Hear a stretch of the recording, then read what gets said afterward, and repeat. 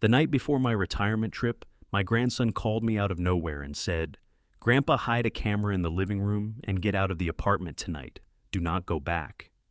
I was a 60-year-old engineer. I had built things my entire life. I trusted the foundation beneath me without ever thinking to check it. So I did exactly what he said.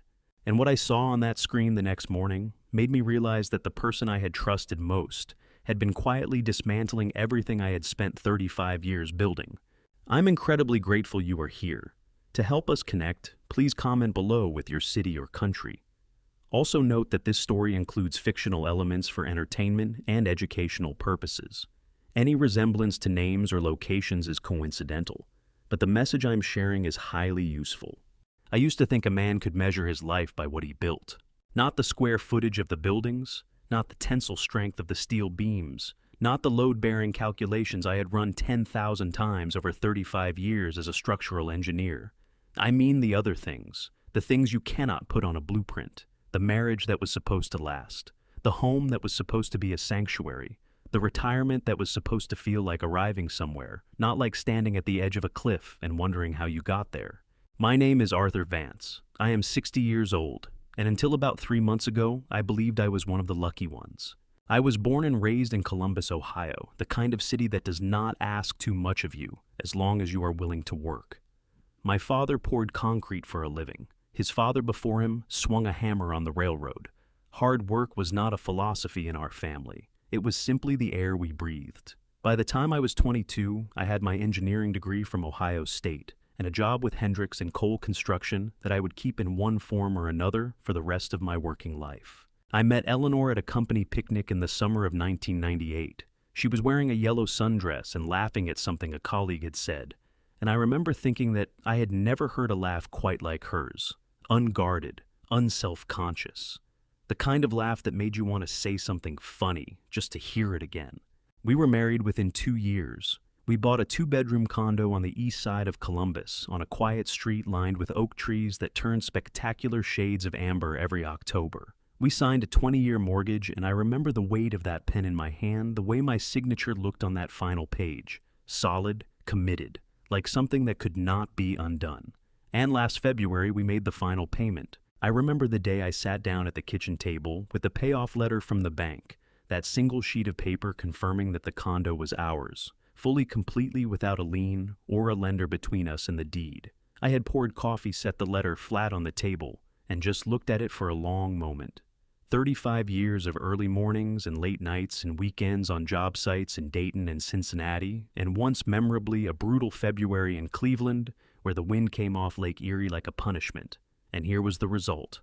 4 walls and a roof that belonged to us. Eleanor had glanced over from the counter where she was scrolling through her phone and smiled. "That's wonderful, Arthur," she said. Then she went back to her phone. I told myself that was fine. People show happiness differently. Eleanor had never been the type to make a fuss. She was practical, efficient.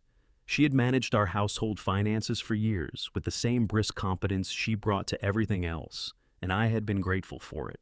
Running numbers on construction projects all day left me with little appetite for balancing accounts at night. Eleanor handled the credit cards, the utility bills, the insurance premiums, the quarterly transfers into our retirement fund. I trusted her completely. I want to be clear about that. I trusted her the way you trust the foundation beneath a building. You do not check it every morning. You simply assume it is holding. That evening, the evening I am telling you about, was a Tuesday in late May. The kind of spring evening in Ohio, when the air finally decides to be warm, without apology, when you can leave the windows open and hear the neighbors' kids riding their bikes on the sidewalk below.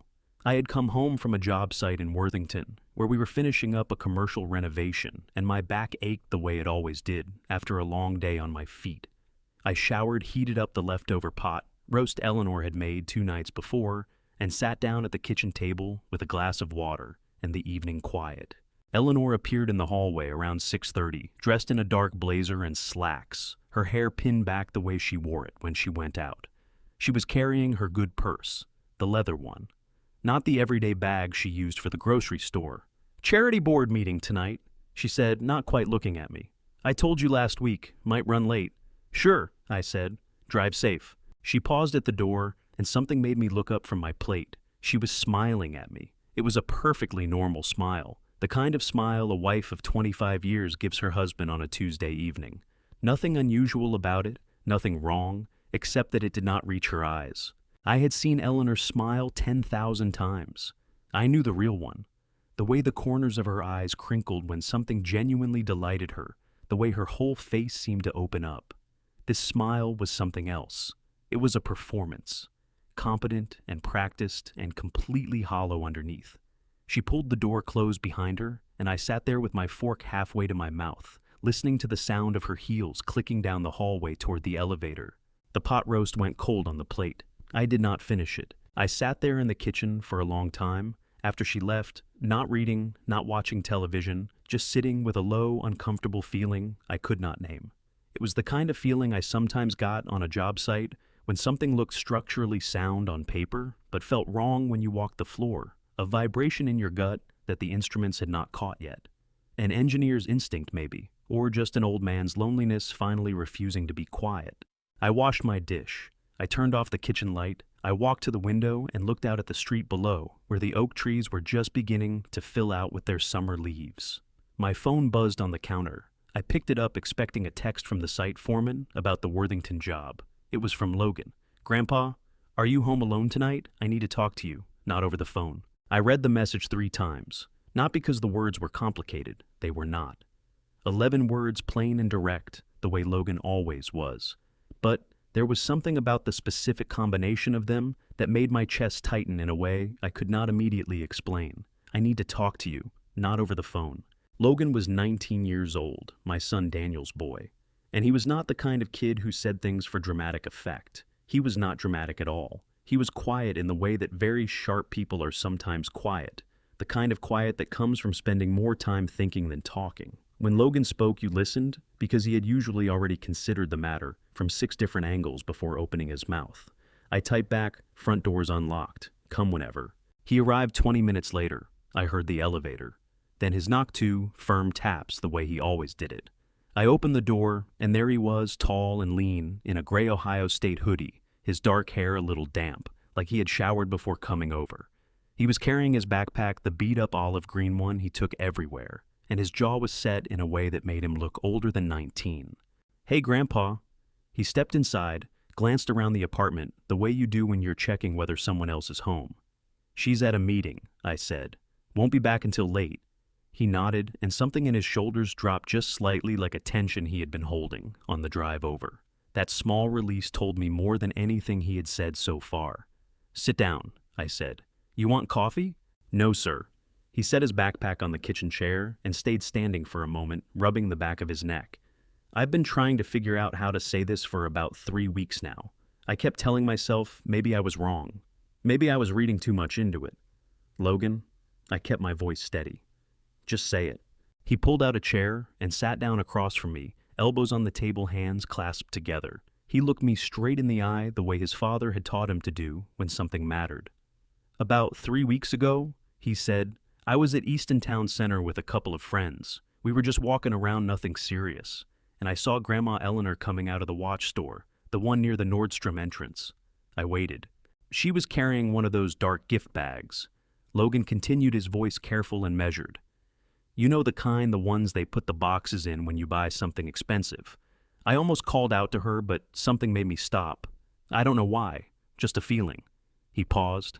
"She walked out to the parking deck on the 2nd level. I followed her maybe 30 feet back. She didn't see me." The kitchen felt very still. "There was a car waiting," Logan said. "A black Audi, A6, maybe 2 or 3 years old, nice condition. A man was sitting in the driver's seat. She walked up to the passenger window, reached through and handed him the bag. He opened it right there in the car, took the box out, opened it, put on the watch." Logan's jaw tightened. Then she leaned in through the window and kissed him. I did not move. I was aware of the hum of the refrigerator, the faint sound of the television from the apartment next door, the way the kitchen light made everything look too bright and too sharp. "How old?" I asked. My voice came out quieter than I intended. "Maybe mid-30s, Logan said. "Well-dressed, hair slicked back, the kind of guy who looks like he spends money to look like he spends money." He exhaled. "I'm sorry, Grandpa. I stood there for probably 2 full minutes just trying to convince myself I had misread the whole thing, but I hadn't. I looked down at my hands on the table. The knuckles were thick from years of work, the skin a little loose the way skin gets at 60. I had built things with these hands, poured my whole working life into providing for this apartment, this marriage, this future we were supposed to be stepping into together. You said you've been sitting on this for 3 weeks, I said. Yes, sir. Logan's voice carried a weight that had no business being in a 19-year-old. After that day, I started paying closer attention. I noticed she was going out more than usual, different nights, different excuses, and then I started looking at some other things. He hesitated. Grandpa, you gave me read access to the household email account last year, remember? When you needed help setting up the new router and you couldn't remember the password. I remembered. I went back through some of the statements that come in by email, Logan said. Bank notifications, credit card summaries. He looked at me steadily. The numbers didn't look right to me. There were transfers and charges I couldn't account for. Bigger ones, going back further than just the last few weeks. The refrigerator hummed. Somewhere outside, a car passed on the street below. I had handed Eleanor our financial life 20 years ago without a second thought. She was organized, detail-oriented better with numbers than she ever gave herself credit for. Every month, the bills were paid, the accounts were maintained, the retirement contributions went through on schedule. Or so I had believed. I had never once sat down and audited the statements myself. I had been too tired, too trusting, too certain that the foundation was solid to bother checking it. How bad? I asked. Logan reached into his backpack and pulled out a folder. He set it on the table between us, but he did not open it yet. He just rested his hand on top of it. There's more I need to show you, he said. But Grandpa, before I do, I need you to promise me something. I need you to promise me you won't do anything tonight until we've talked all the way through it. Because if you go in half-informed and angry, she'll cover her tracks and we'll lose the chance to do this right. I looked at my grandson across the kitchen table. At the steadiness in his eyes and the grief underneath it, the grief of a young man who had discovered something terrible and spent 3 weeks carrying it alone because he was trying to protect me. I promise, I said. He opened the folder. The folder held maybe 30 pages. Logan had printed everything out, organized it into sections with small handwritten labels on sticky notes the way his father did when he was preparing for something important. I recognized the habit. Daniel had always been a careful man. Apparently, it ran in the family. I want to walk you through this in order, Logan said, starting from the oldest and working forward. That way you can see how it built up over time. I nodded. My hands were flat on the table. I was making a conscious effort to keep them still. The first section was a series of email notifications from our joint checking account. Logan had highlighted specific lines in yellow.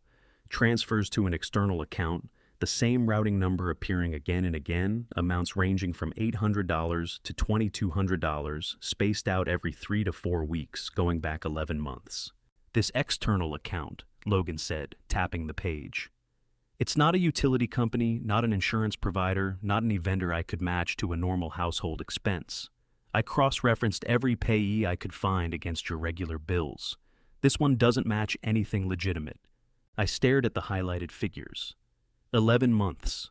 While I had been driving to job sites in Worthington and Dayton and Dublin, while I had been reviewing structural load calculations and arguing with subcontractors about poor schedules, someone had been pulling money out of the account I had spent 35 years filling. How much total? I asked. Logan turned to the last page of that section. He had written a figure at the bottom, in red pen circled twice. $19,400. The number sat between us on the table like something physical, like a stone dropped into still water. I breathed in slowly through my nose. I was an engineer. I dealt in facts and figures. I told myself to treat this the same way I would treat a structural failure report. Identify the problem, quantify the damage, find the cause. Keep going, I said. The second section was credit card statements. Eleanor had 2 cards under her name on our joint account, one primary and one she had described years ago as a backup for emergencies. Logan had pulled the summary notifications that came through the shared email. He pointed to a pattern of charges that stood out from the normal grocery runs and pharmacy visits. Restaurant charges at places I had never heard of and never been to. a recurring monthly charge to a downtown parking garage I could not place, 2 separate charges from a luxury car rental service totaling just over $3,000 across 4 months. She told you she was driving her own car to those charity meetings, Logan said quietly. It was not a question. She did, I said. She rented a car 11 times in the past 8 months. Logan's voice stayed level, but his jaw was tight. A different car each time. I looked up the rental company. They specialize in high-end vehicles, Mercedes B, MW, that category. I thought about Eleanor in her dark blazer carrying her good leather purse telling me she would be home late. I thought about how many times I had said drive safe without ever once thinking to ask what she was driving. The third section was the one that made my vision blur at the edges. Logan had printed out a document he had found in the shared email drafts folder, not sent, saved as a draft. It was a property transfer form, the kind used in Franklin County to initiate the process of adding or removing a name from a real estate deed. Our address was printed at the top. My name was listed as the current owner alongside Eleanor's. And in the field for the name being added as a new joint owner typed in clean 12-point font was a name I did not recognize. Julian Mercer. Who is he? My voice came out harder than I intended. That's the man from the parking deck, Logan said. The one she gave the watch to. I found his name on a LinkedIn profile that matched the physical description. He works in marketing, mid-30s, lives in an apartment in the Short North neighborhood. Logan paused. Grandpa, I think this document was being prepared to add him to the deed of your condo, your paid-off condo. The condo I had spent 20 years paying down. The condo I had sat with the payoff letter on the kitchen table just 3 months ago, feeling like I had finally arrived somewhere solid after a lifetime of work. My throat tightened until it ached. She hasn't filed it yet, Logan said quickly. I checked the Franklin County Recorder's Office website. No transfer has been recorded, but the document exists, and based on everything else here, I don't think she was preparing it as a theoretical exercise. I pushed back from the table and stood up. Not because I was going anywhere, just because I needed to feel my feet on the floor, needed the physical sensation of being upright and solid in a room that felt like it was tilting. Grandpa, Logan's voice was careful. I know what you want to do right now. I know the feeling. But if you call her or confront her tonight, she'll know we've been looking. She'll move fast. She'll find a way to complete that transfer, or she'll drain whatever's left in the accounts before we can stop her. We need to be smarter than that. I stood at the kitchen window, looking out at the dark street below. The oak trees were just shadows now, against the yellow glow of the streetlights. I had planted one of those trees myself, 22 years ago, on an Arbor Day weekend, when the city offered free saplings, and I had dragged Eleanor out with a shovel and a 5-gallon bucket. She had laughed that day, a real laugh, the kind that reached her eyes. I turned back to face my grandson. What do we do? I asked. Logan straightened in his chair. Something shifted in his expression. The grief was still there, but underneath it was something steadier, something that looked very much like resolve. There's more I need to show you first, he said. And then we make a plan. Logan reached into the folder and produced a single printed page. It was a travel confirmation email. 2 names at the top, Arthur Vance and Eleanor Vance. Departure from John Glenn Columbus International Airport, bound for Istanbul, Turkey, with a connection in Newark. 7 nights at a 5-star hotel on the Bosphorus. Total charge $4,860. Payment method, the credit card ending in the 4 digits I recognized as Eleanor's backup emergency card. I had seen this email before. Eleanor had forwarded it to me 6 weeks ago with a short message attached. Surprise sweetheart, merry early retirement. I booked us something special. I had read it standing in the parking lot of the Worthington job site still in my hard hat, and I had felt something warm move through my chest. Something I had not felt in a long time. The sense that she still thought about us.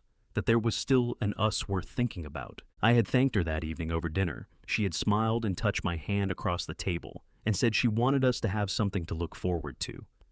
When was this charged to the card? I asked Logan, though. I already suspected the answer. He pointed to a date stamp in the corner of the page. Then he set another document beside it. A bank notification showing a large transfer out of our joint savings account. Same date. 4 days after that transfer had cleared, the travel charge appeared on the credit card statement. She moved money from savings into the checking account to pay down the card balance that month, Logan said. It made the credit card statement look normal on the surface. The savings account notification came through a separate email that probably got buried. I only caught it because I was specifically looking for patterns. I sat back down in my chair. The confirmation email lay on the table in front of me, that cheerful header with the airline logo, the hotel name printed in elegant script, a 5-star property overlooking the Bosphorus. The kind of trip I had never taken Eleanor on because there had always been a mortgage payment, a car repair, a reason to wait until later. She had booked it with money she had already taken from me, and she had presented it as a gift. She needed to buy time, Logan said. His voice was not unkind, but it was direct. Based on the timeline of the documents I found, the property transfer draft was created around the same period. My best guess is she was close to having everything in place to complete the deed transfer, but she needed you calm and distracted for a few more weeks. A romantic trip to Turkey was a very effective way to do that. I pressed 2 fingers against the bridge of my nose. The headache that had been building since Logan knocked on my door was settling in behind my eyes with serious intent.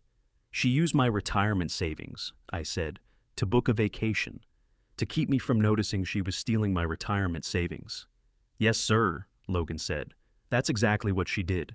There was something almost architectural about it, I thought distantly. The way a poorly constructed building could look sound from the outside for years, every surface painted and finished, every visible joint sealed while underneath the load-bearing elements were quietly compromised. You did not know until the day something shifted and the whole thing came down. I had spent my career learning to find those hidden failures before they became disasters. I had walked 1,000 job sites with my eyes trained to catch what was wrong beneath what looked right. And in my own home, in my own marriage, I had missed every single sign. Logan, I said, how long have you been carrying this? He looked at the table for a moment.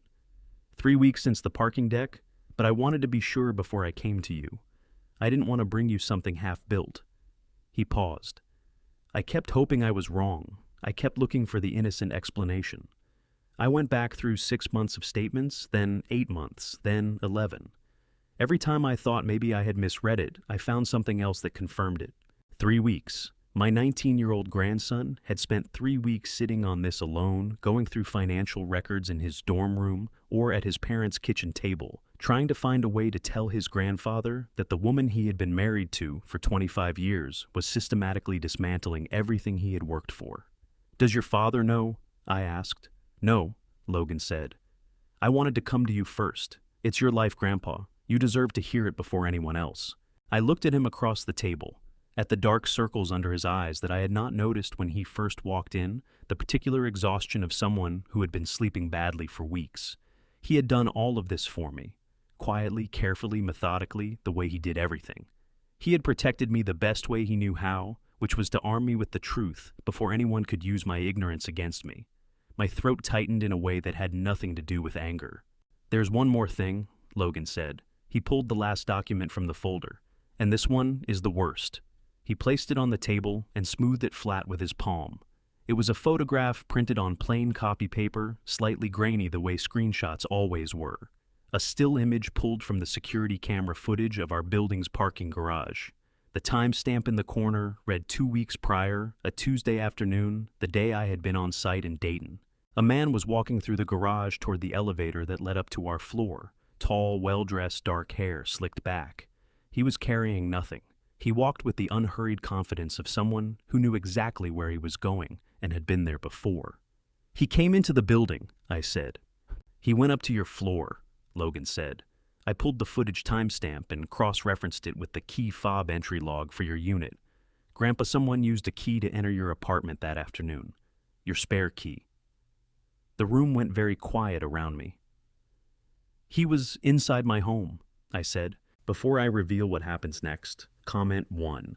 So I know you're still here with Arthur. Also, please note, this story contains dramatized elements for creative purposes. If this isn't the content you're looking for, feel free to skip the video right now. Those 5 words sat in my chest like a piece of broken rebar. He was inside my home. I had built things my entire career. I understood at a level most people never needed to think about what it meant for a structure to be violated. A load-bearing wall cut through carelessly. A foundation drilled into without proper survey. The damage was not always visible immediately. Sometimes it took Weeks, months before the settling began, before the hairline cracks appeared in the plaster, and the doors stopped closing flush, and you finally understood that something essential had been compromised. I pushed back from the table and stood up again.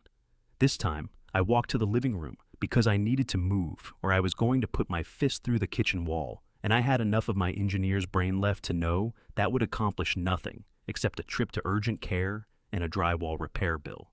Logan followed me to the doorway and leaned against the frame, watching me carefully. "Tell me exactly what he was looking for," I said. "The security footage showed him on your floor for 41 minutes, Logan said. "I can't tell you with certainty what he did inside the unit because the building cameras only cover common areas. But based on the property transfer document I found in the email drafts, I think he was looking for the original deed to the condo. In Ohio, when you pay off a mortgage, the lending bank releases the lien and the deed is recorded with the county. The physical copy, the actual paper document with the official county recorder's stamp, typically gets mailed to the homeowner. I knew exactly where mine was. It was in the small fireproof lockbox I kept on the shelf in the bedroom closet, along with our social security cards, birth certificates, and the savings bonds my mother had given me when I turned 30. Eleanor knew where that lockbox was. She had known for 20 years. She gave him the spare key, I said. It was not a question. "That's my conclusion," Logan said. "The key fob system logs every entry. Your unit was accessed at 2:14 in the afternoon on a Tuesday. You were in Dayton. Eleanor's car was not in the building garage that day I checked the parking log. Someone used a key." I stood in the middle of my own living room and looked at the space around me the way I had not looked at it in years. The couch Eleanor had picked out. The side table I had assembled on a Saturday morning 8 years ago while she read the newspaper and handed me screws. The frame photograph on the wall from our 20th anniversary trip to Gatlinburg, the two of us standing on a trail, overlooked with the Smoky Mountains behind us, both of us squinting into the sun and smiling. I had been happy in that photograph, genuinely uncomplicatedly happy. I remembered the morning it was taken, the way the air smelled of pine and wood smoke, the way Eleanor had tucked her hand into my arm on the trail and leaned her head briefly against my shoulder. Had any of it been real, or had I been the only one who meant it? "Grandpa," Logan's voice cut through the spiral. "I need you to stay with me right now. We're not done." I turned to face him. My jaw ached from clenching it. "There's something else I found," he said. "Something I almost missed because it was buried in a subfolder of the email drafts. A document titled Research Grant Application." He went back to the kitchen and came back with the last pages from the folder. He held them out to me, and I took them, though my hands were not entirely steady. It was a 2-page document. The header read, Franklin County Arts and Community Foundation Grant Application, and the content looked at first glance like exactly what the title suggested. A funding application for a community research initiative. Dense paragraphs, official-looking, formatting, the kind of document you would skim without reading carefully if someone handed it to you in a stack of papers. But on the second page, buried in the signature block at the bottom, was my name, Arthur James Vance, and beside it a signature line. "This isn't a grant application," Logan said quietly. "Read the second paragraph on page 1, the actual operative language." I read it. Then I read it again.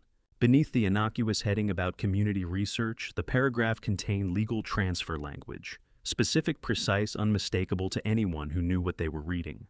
It authorized the transfer of intellectual property rights and co-ownership interest in any real property held jointly by the undersigned to Julian Mercer, effective upon notarization. It was a property rights transfer document dressed up in the costume of a grant application. "She was going to have me sign this," I said.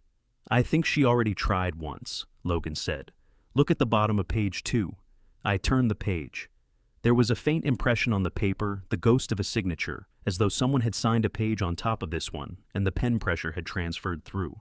The impression was not complete enough to be legally valid, but it was there, my own handwriting, my own name, pressed into a document I had never knowingly seen. "I think she put this under something else you signed," Logan said. "Maybe a few months ago, the impression didn't transfer cleanly enough to use, so she kept the document and was waiting for another opportunity." The broken rebar feeling in my chest twisted sharply. "Logan," I said, my voice came out very low. "I want to go over there right now, and I want to—" "I know," he said firmly, "and that is exactly what she's counting on. Grandpa, please, sit down. because what I'm about to suggest is going to feel too calm for what you're feeling right now. But it's the only way we actually win this. I stood there for a long moment, breathing hard through my nose, the forged document in my trembling hands. Then I sat down. "Talk," I said. Logan sat down across from me and folded his hands on the table. For a moment, he looked less like a 19-year-old college student and more like a man twice his age, someone who had spent years thinking through difficult problems in difficult rooms. I recognized the posture. I had sat that way myself, across from clients and contractors, when I needed someone to trust me with something important. "Here is what I think we need to do," he said, "and I want you to hear all of it before you say anything." I nodded. "We need evidence that isn't just financial records and security camera stills," Logan said. "Documents can be disputed. A good attorney can argue that financial transfers were authorized, that the property document was a draft that was never acted on, that the key fob log is inconclusive. Eleanor is smart, Grandpa. If we walk into a lawyer's office or a police station tomorrow with what we have right now, she will have an explanation for every single piece of it." He was right, and I knew it. I had seen enough contract disputes in my career to understand how paper evidence could be twisted by someone determined to twist it. A stack of documents was only as strong as the story you could build around it. "What we need," Logan continued, "is something undeniable, something that shows intent and action together in the same frame with no room for interpretation." "You want a catcher in the act," I said. "Yes, sir." He reached into his backpack and pulled out a small cardboard box I had not noticed before. He set it on the table and pushed it toward me. Inside, nestled in a fold of bubble wrap, was a compact wireless camera, roughly the size of a golf ball, matte black, with a wide-angle lens no bigger than a shirt button. "This connects to an app on your phone. Motion-activated night vision, capable live feed and cloud recording simultaneously. I bought it 3 weeks ago when I first started putting the pieces together." I picked it up and turned it in my hands. It was lighter than I expected. "I've been watching Eleanor's pattern," Logan said. "She goes out Tuesday and Thursday evenings. She's told you charity meetings, book club, dance, fitness class. Based on the location data from the building entry logs and the credit card charges at restaurants in the short north, I believe she's been spending those evenings with Julian." He paused. "But she's never brought him here, not while you were home anyway. Tonight she left at 6:30. You said she won't be back until late." "That's what she said." "I think tonight or very soon she will bring him back here." Logan's voice was steady. "She's close to completing the transfer. The document is ready. She just needs your signature or a convincing forgery. I think she's going to make her move soon, and I think she'll bring Julian here to finalize things when she believes the apartment is empty and she has time." I set the camera down on the table between us. "You want me to place this in the apartment," I said, "and then leave?" "Yes. Tonight after we're done talking, I want you to go back in, find a concealed position with a clear sight line to the living room and the front door, and place the camera. Then you come to my parents' house and you stay there." He met my eyes. "Whatever the camera records tonight belongs to you, Grandpa. It's your home, your property. Recording inside your own residence is completely legal in Ohio, even without the other party's knowledge, as long as you are the property owner and at least one party to any conversation consents to the recording. You are that party." I absorbed that. I had not known the specific legal standard, but it made sense. Ohio operated under what attorneys called a one-party consent rule for recordings made on private property. Logan had done his homework. "And if she doesn't come tonight?" I asked. "Then we wait," Logan said simply. "The camera stays in place. You stay at my parents' house as long as it takes. We tell Eleanor you got called to an emergency site inspection out of town, if she asks." I looked at the small black camera on the table. Outside the window, the Columbus night was quiet and ordinary, the same street I had looked at for 22 years. The oak tree I had planted was a dark shape against the amber glow of the streetlights. I thought about Eleanor's smile as she left tonight, the practiced hollow performance of it. I thought about Julian's ghost signature pressed into a document I had never knowingly touched. I thought about 41 minutes. A stranger in my home for 41 minutes, moving through the rooms I had paid for, with 35 years of my life, looking for the one piece of paper that would let him take it all. Something cold and very clear settled in my chest. Not rage, not grief, something more like the feeling I got when I finally identified the source of a structural failure after weeks of investigation. The peculiar calm of understanding exactly what had gone wrong and exactly what needed to happen next. "There's a ficus in the corner of the living room," I said. "The big one by the window. The branches are dense enough near the base that you can't see into them from across the room." Logan looked at me steadily. "That'll work." I picked up the camera and stood up. "I'll be back in 10 minutes, I said. "Then I'll follow you to your parents' house." Logan stood as well, and for a moment neither of us said anything, because there was nothing left to say that the situation had not already said for us. Then he reached out and put his hand briefly on my shoulder, the way his father sometimes did, the way men in our family had always communicated the things that words made clumsy. I walked back into my apartment for what I did not yet know would be the last time I entered it as a man who still believed in his marriage. The ficus stood in the corner, by the window, broad-leafed and indifferent, the way plants always are to the human dramas unfolding around them. I crouched down, parted the lower branches carefully, and nestled the camera into the gap where the main trunk forked, angling the lens toward the front door and the living room beyond. I pulled up the app on my phone. The feed came through clean and sharp. I could see the entire room, the couch, the side table, the anniversary photograph on the wall. I stood up, took one long look around the apartment, and walked out. I locked the door behind me. The drive to Daniel's house took 14 minutes. I know that because I watched the clock on the dashboard the entire way. Not because I was in a hurry, but because I needed something concrete to focus on. Numbers, distance, time.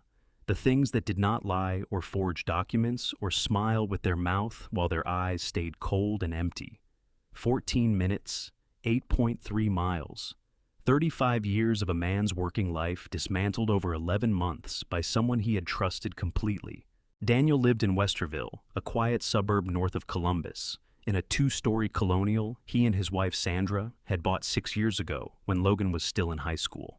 It was a solid house, well-maintained, the kind of place where the gutters got cleaned every fall and the driveway got sealed every 3 years. My son had inherited the habit of taking care of things. I had always been proud of that. The porch light was on when I pulled up. Logan had called ahead. Daniel opened the door before I reached the top step. He was 41 years old, built like me through the shoulders, with the same tendency to go quiet when something was wrong, rather than fill the silence with noise. He took one look at my face and stepped aside without a word, holding the door open the way you hold a door for someone who is carrying something heavy. "Logan told me enough," he said once I was inside. "You don't have to explain tonight if you don't want to." "I'm all right," I said, which was not entirely true, but was the best I could manage. Sandra appeared from the kitchen with a mug of coffee she pressed into my hands without asking whether I wanted it. She was a practical woman, Sandra, a nurse for 20 years, accustomed to people in shock who did not yet know they were in shock. The coffee was strong and hot, and I wrapped both hands around the mug and stood in my son's hallway feeling 60 years old in every joint. We sat in the living room, Daniel and Sandra on the couch, Logan in the armchair with his laptop open, and me in the wide chair by the window that looked out onto the darkened front yard. Logan had the camera app pulled up on his screen, the feed from my apartment showing the empty living room, the lamp on the side table casting its usual soft light, the anniversary photograph on the wall, the ficus in the corner with its secret. Everything looked normal. Everything looked exactly the way it always looked on a Tuesday evening when I was home alone and Eleanor was out. The difference was that Eleanor did not know I was not home. We did not talk much. Sandra refilled my coffee once. Daniel sat with his forearms on his knees staring at the floor, the way he did when he was processing something. Logan watched his screen with the focused patience of someone who had already done the hard emotional work of this situation and was now simply waiting for the evidence to confirm what he already knew. Around 9 o'clock, Eleanor texted me, "Still at the meeting running late. Don't wait up." I stared at the message for a long moment. The casual intimacy of it, the easy practice lie dropped into our conversation like a pebble into a pond. No hesitation, no wait. Don't wait up. As though she were simply a busy woman with a full schedule, as though the only thing happening tonight was a charity board meeting running long. I typed back, "No problem. Drive safe." The same words I had said 100 times. She would not notice anything different. That was the point. Daniel looked over when my phone buzzed. "Eleanor." "Yes," I said. He nodded slowly and looked back at the floor. Logan glanced up from his laptop. She'll move within the next couple of hours, I'd guess. She'll want to be home before midnight, so nothing looks out of the ordinary. I set my phone face down on the arm of the chair. Outside the Westerville street was quiet, the neighbor's sprinkler system running in the dark, a dog somewhere down the block barking twice, and then going silent. Ordinary Tuesday night sounds in an ordinary neighborhood. The kind of sounds I had fallen asleep to for 30 years, without ever thinking about how much I was taking for granted. I thought about the lockbox in the bedroom closet. I had moved it that evening before. Placing the camera transferred the deed and the important documents to my briefcase, which was now in the trunk of my car. It was a small thing, a precaution Logan had suggested, but it had felt significant. Taking back the one piece of paper that represented everything. The minutes moved slowly. Daniel made himself a glass of water and drank it standing in the kitchen doorway. Sandra went to bed around 10, squeezing my shoulder on her way past and telling me she would leave the guest room light on. Logan stayed at his laptop, his face lit blue-white by the screen, watching my empty living room with the steady attention of a young man who understood that some things required you to simply hold your position and wait. At 11:47, Logan sat up straighter. "Grandpa," he said quietly. I was out of the chair before he finished the word. On the laptop screen, the front door of my apartment was opening. Logan angled the laptop toward me without a word. The feed was sharp and clear, the night vision rendering everything in crisp detail.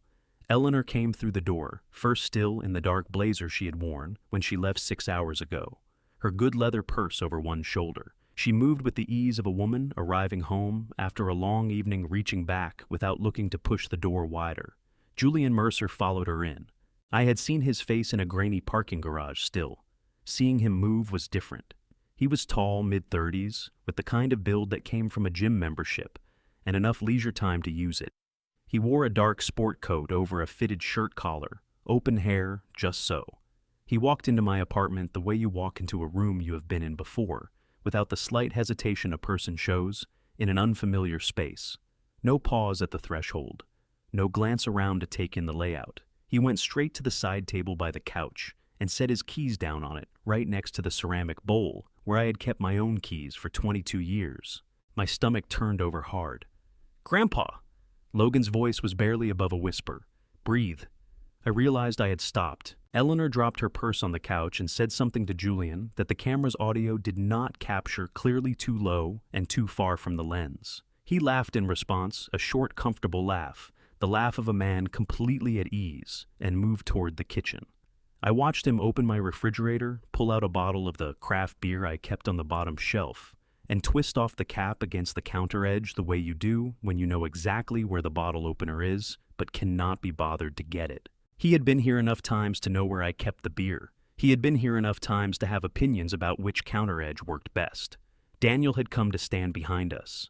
I heard his sharp intake of breath when Julian opened the refrigerator. "That's enough," Daniel said low and tight. "No," Logan said quietly.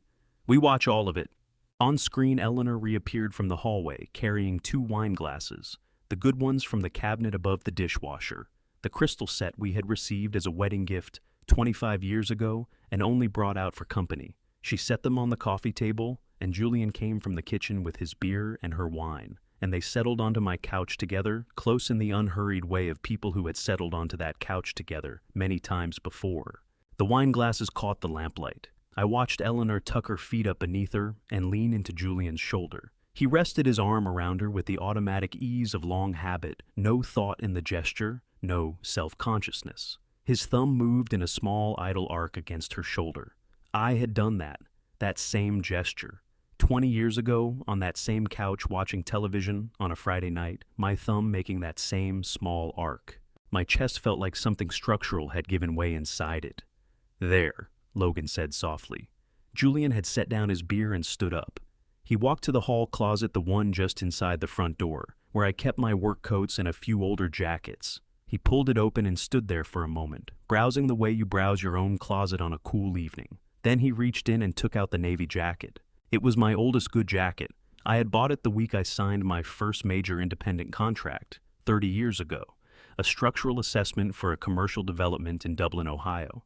It was the jacket I wore to every significant professional meeting, afterward, every project kickoff, every milestone.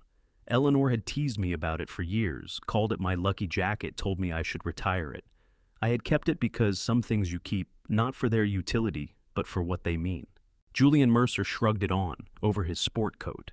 It was slightly large across the shoulders, the sleeves a half-inch too long. He turned to Eleanor and spread his arms in a theatrical "well, how do I look" gesture. She laughed, reaching up to adjust the collar, her fingers smoothing the lapel, with a familiarity that cut deeper than anything I had watched so far. Not because of what she was doing, because of the look on her face while she did it. She was happy, genuinely openly happy in a way I had not seen directed at me in longer than I could accurately remember. I stepped back from the laptop. My legs did not feel entirely reliable. Daniel caught my arm. "Dad, I'm all right." I was not all right. My vision had gone strange at the edges, the room too bright. The carpet under my feet suddenly unfamiliar. "I'm all right." Logan looked up at me, his young face tight with a grief he was working hard to contain on my behalf. "We have enough," he said. "The cloud is recording. We have everything we need." I nodded, my jaw ached. My hands, those thick-knuckled hands that had spent 35 years building things, were shaking at my sides in a way I could not make stop. "Close it," I said. Logan closed the laptop. The room was very quiet. The sprinkler system had stopped outside. The dog down the block had gone to sleep. It was nearly midnight in a suburb of Columbus, Ohio, and I was standing in my son's living room, understanding for the first time with absolute certainty that my marriage was not something that had been failing. It was something that had already ended, long before tonight, long before I had any idea. "Okay," I said finally. My voice came out steadier than I expected. "Tell me the next step." Logan opened his laptop again, but this time he was not looking at the camera feed. He pulled up a document he had clearly prepared in advance, a numbered list clean, and organized the kind of thing you made when you needed to think clearly under pressure and did not trust yourself to remember the order of operations in the moment. He turned the screen toward me, and I read down the list while Daniel stood at my shoulder doing the same. "We start with the bank," Logan said. "Tonight, right now." He was right that it had to be immediate. Eleanor and Julian were in my apartment at that moment, possibly looking through the bedroom closet for the lockbox that was no longer there, possibly reviewing the property transfer document, possibly making whatever final arrangements they had planned. Every hour we waited was an hour they had to move money file paperwork or cover tracks. "Most major banks operate a 24-hour fraud and account security line," Logan said. "Not the general customer service number, the specific security line. You identify yourself as the primary account holder, and you report suspected unauthorized transactions and request an immediate account freeze. They will ask you security questions. They will ask you to describe the suspicious activity.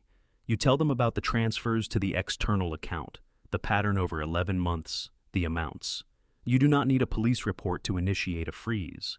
The bank can act unilaterally to protect the account the moment you report suspected fraud." I reached for my phone. "Wait," Logan said. He slid a handwritten page across the coffee table.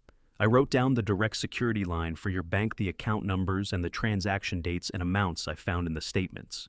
Read from this. It'll be faster, and you won't have to remember anything under pressure." I looked at the page. Every number was there, every date, every flagged transaction amount, organized in the order the bank's automated system would most likely request them. My grandson had prepared for this conversation before he walked through my front door tonight. He had come to my apartment not just with evidence, but with a rescue plan fully assembled, waiting for the moment I was ready to use it. My throat tightened in a way that had nothing to do with anger this time. I dialed the number. The security line picked up on the second ring. The representative who answered had the calm, professional manner of someone trained to handle distressed account holders at 2 a.m. without making them feel worse than they already did. I worked through Logan's list, methodically giving dates and amounts, describing the pattern of transfers to the external routing number, identifying myself with my account credentials, and the security questions I had set up years ago and never expected to need.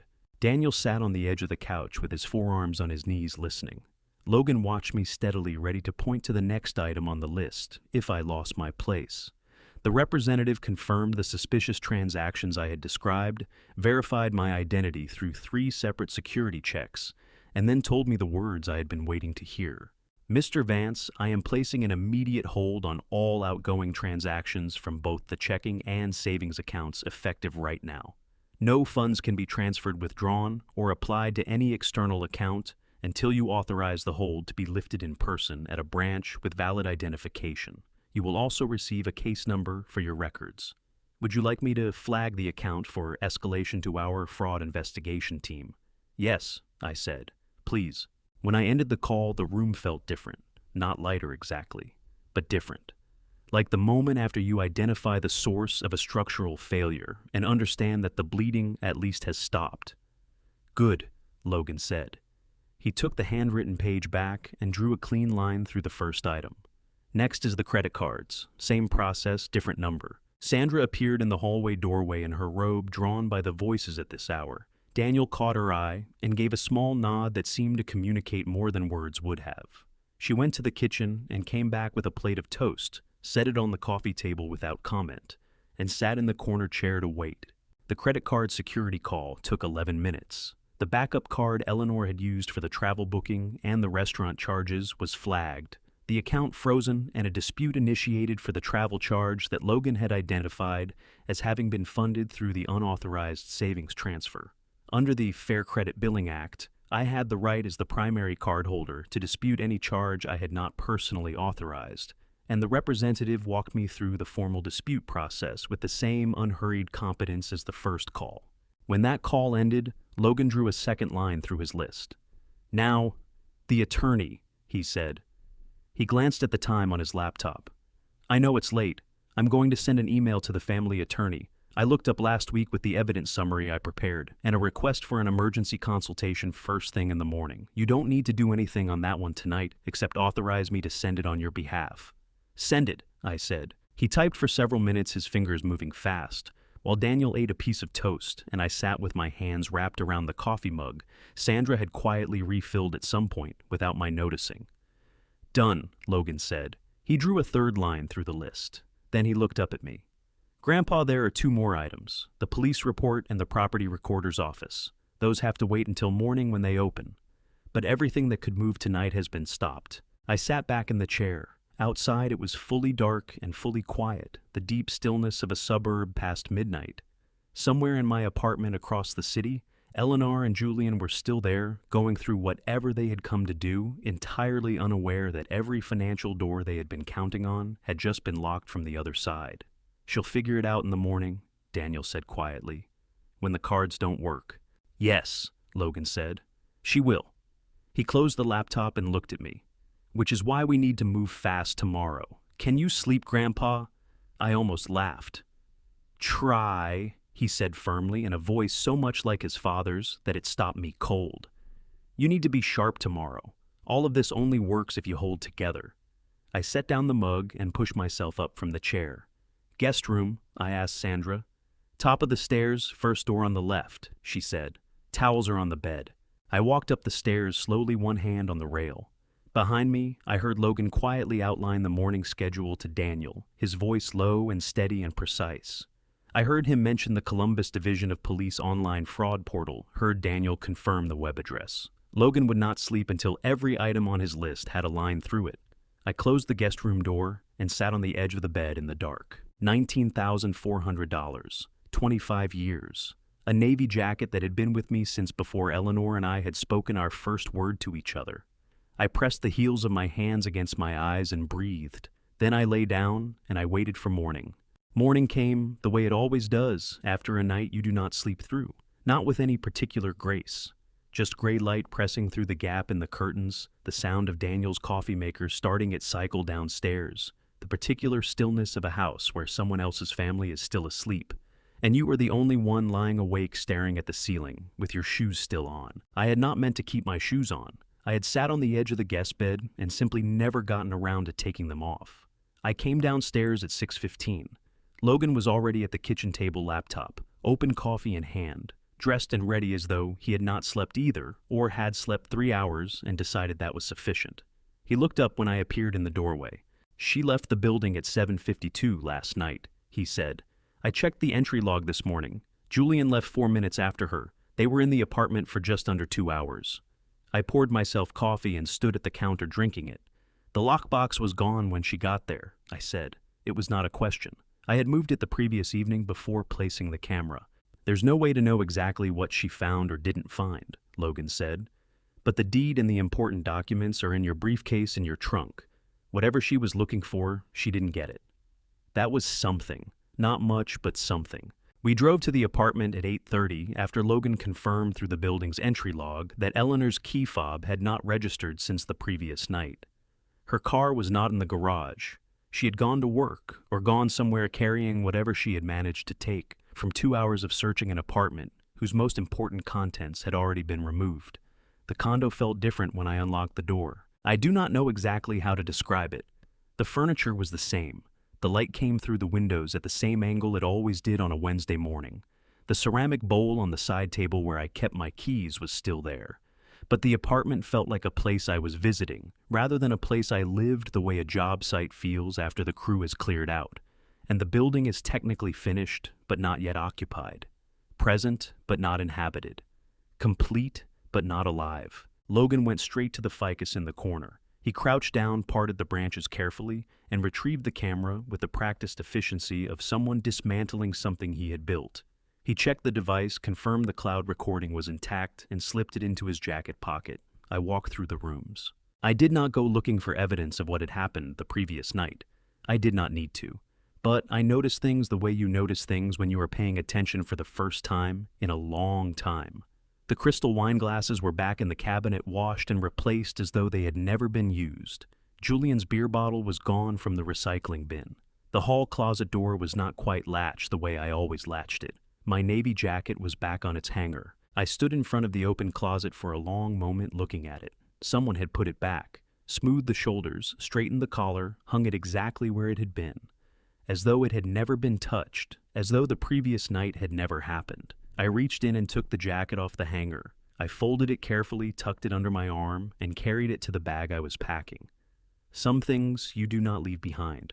I moved through the bedroom, methodically taking what I needed. Work clothes, personal documents from the nightstand, drawer the photograph from my mother's house that I kept on the dresser, a small frame picture of Daniel at his college graduation that had lived on the bedroom bookshelf for 15 years. I packed deliberately without rushing the way you pack when you know you are not coming back. Logan appeared in the doorway. "How are you doing, Brastis?" "Finishing up," I said. He watched me fold a shirt and set it in the bag.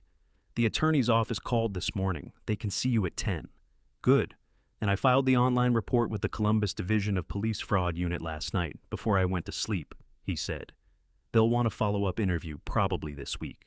The detective assigned to financial crimes cases will contact you directly."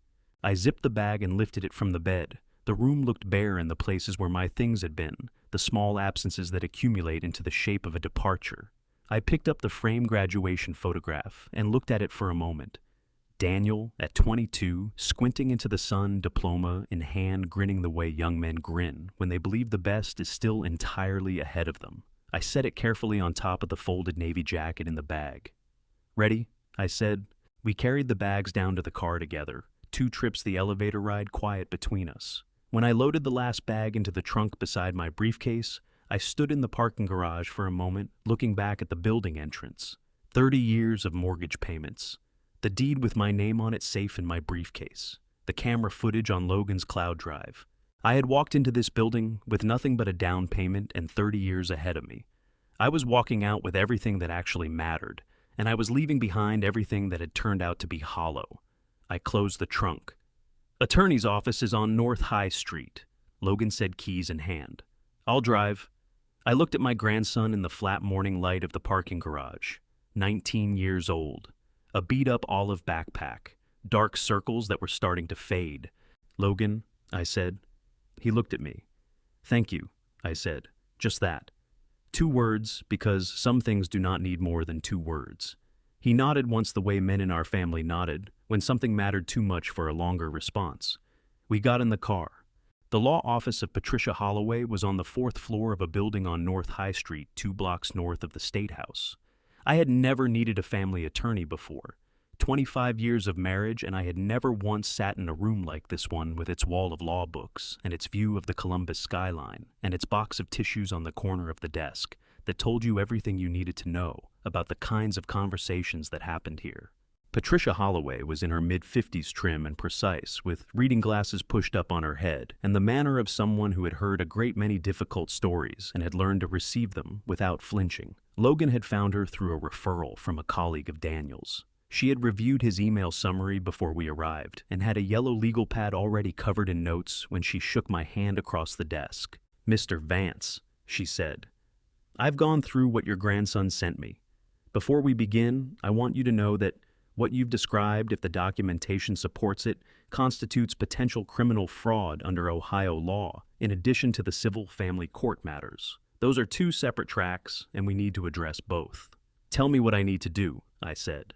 She uncapped her pen. "First things first, you've already done the most important thing by freezing the accounts last night. That stops the bleeding. Now we need to formalize the asset protection through the court." She explained that in Ohio, either spouse could petition the domestic relations court for a temporary restraining order on marital assets while divorce proceedings were pending. This was called a temporary protective order for marital assets, and it would legally prohibit Eleanor from transferring, selling, encumbering, or disposing of any jointly held property, including the condo, until the divorce was finalized. "I can file that motion this afternoon," she said. "Given the evidence you have, a judge will grant it, probably within 24 hours. Logan had his notebook open and was writing steadily. "What about the property transfer document she was preparing?" I asked. "The one with the forged signature impression." Patricia's expression sharpened. "That document, combined with the financial transfer pattern you've described, gives us strong grounds for a fraud claim. The forged signature attempt alone is a serious matter. In Ohio, knowingly using a forged instrument to obtain property or financial benefit is a felony under the revised code section, 2913.31. The value of the property involved a paid-off condo in Franklin County puts this well into felony territory." She paused. "The police report your grandson filed will be the criminal track. My office handles the civil and family court track. Both will run simultaneously." I sat with that for a moment. Felony. The word sat in the room like something with weight. "And the condo itself?" I asked. "Is it protected?" "Once I file the temporary restraining order this afternoon, yes. Nothing can be recorded against that property without court authorization." She set down her pen. "Mr. Vance, I want to be straightforward with you. Ohio is an equitable distribution state. That means marital assets are divided fairly, not necessarily equally, based on factors including each spouse's contribution to the marriage and any dissipation of assets. Given the documented pattern of unauthorized transfers and the attempted property fraud, a court will look very unfavorably on Eleanor's conduct. It is entirely possible that the final distribution will reflect that." Logan looked up from his notebook. "What does that mean practically?" "It means that in addition to the criminal exposure she faces, Eleanor may end up with significantly less than half of the marital estate," Patricia said. "Possibly considerably less, depending on how the fraud claim develops. I thought about $19,400, about the travel booking charge to my retirement savings, about 41 minutes in my apartment, and a document titled Research Grant Application. File the restraining order," I said. Patricia nodded and made a note. "I'll need your signature on several documents before you leave today. I'll also need you available for a follow-up meeting later this week when we hear from the financial crimes detective." She looked at me steadily over the top of her reading glasses. "One more thing, Mr. Vance. Does Eleanor know yet that you know?" "No," I said. "Good," she said. "Keep it that way for now." We were back in the elevator 40 minutes later, Logan tucking his notebook into his backpack, me carrying a folder of signed documents that felt both ordinary and enormous in my hands. "She's filing this afternoon," Logan said as the elevator descended. I heard. "By tomorrow morning, Eleanor won't be able to touch the condo or any joint account." He paused. "She's going to figure out something is wrong very soon if she hasn't already. The card stopped working last night. I had thought about that during the meeting. Eleanor would have tried to use a card by now. A coffee, a parking meter, something small. And it would have declined. She was smart enough to know what that meant." "How long before she connects it to me?" I asked. Logan considered. "She'll assume first that it's a bank error. She'll call the number on the back of the card. They'll tell her the account is frozen at the primary holder's request." He glanced at me. "So, a few hours maybe. by this afternoon at the latest. The elevator opened onto the lobby. Through the glass doors, North High Street was busy with midday foot traffic, ordinary Columbus going about its Wednesday. Then we need to move fast on the ticket, I said. Logan was already pulling out his phone. We sat in the car outside the law office, and Logan worked his phone with the focused intensity of someone defusing something. The travel booking Eleanor had made was through a major international carrier, a single reservation under two names, Arthur Vance and Eleanor Vance, round-trip Columbus to Istanbul, with a connection in Newark departing in 6 days. The charge had been applied to the credit card that was now frozen, the transaction flagged as part of the fraud dispute Logan had initiated the previous night through the bank's Fair Credit Billing Act process. The dispute is already in the system, Logan said, scrolling through his phone. The charge is being reversed, which means the payment on this booking is about to become invalid. He looked up. When a ticket's funding source is reversed, the airline has the right to cancel the reservation entirely. I'm going to call the airline's customer relations line and explain the situation before that happens automatically so we can manage what comes next. What does come next? I asked. We buy new tickets, he said simply, under different names. He dialed. The call took 22 minutes. I sat in the passenger seat, watching the lunch crowd move along North High Street, while Logan navigated the airline's customer relations process with a patience and precision that made me wonder, not for the first time, what exactly they were teaching this kid at Ohio State. He explained the fraud dispute calmly, and without excessive detail, confirmed the booking cancellation and asked about availability on the same flight. Then he put the phone on hold and turned to me. There are 4 seats available on the same departure, he said. Same flight, same connection in Newark, same arrival in Istanbul. Dad already talked to Sandra this morning while you were meeting with Patricia. They want to come, Grandpa, both of them. They've been wanting to take a trip with you for 2 years, and they have the vacation time. He paused. I already have my passport. I checked. I looked at my grandson in the passenger seat of his 10-year-old Honda Civic, this 19-year-old boy who had spent 3 weeks protecting me and the last 16 hours dismantling a fraud, and was now in the parking space outside a law office on a Wednesday afternoon, casually mentioning that he had checked his passport availability. Something broke open in my chest, not the sharp breaking of the previous night. Something different. Something that felt unexpectedly like relief. Your parents don't have to do that, I said. My voice came out rougher than I intended. I know they don't have to, Logan said. That's not why they're doing it. He held my gaze for a moment, steady and unhurried, then lifted the phone back to his ear. Yes, I'm still here. I'd like to book 4 seats on that departure, please. Daniel and Sandra covered the cost of all 4 tickets without discussion, a fact I learned later that evening, when I tried to raise the subject and Daniel cut me off with a single flat look that reminded me so precisely of the way my own father used to end conversations that I did not bring it up again. Logan handled the booking details, the seat assignments, the passport information, the confirmation emails forwarded to each of us. By 3 in the afternoon, it was done. 4 seats. Arthur Vance, Daniel Vance, Sandra Vance, Logan Vance. Departing Columbus in 6 days.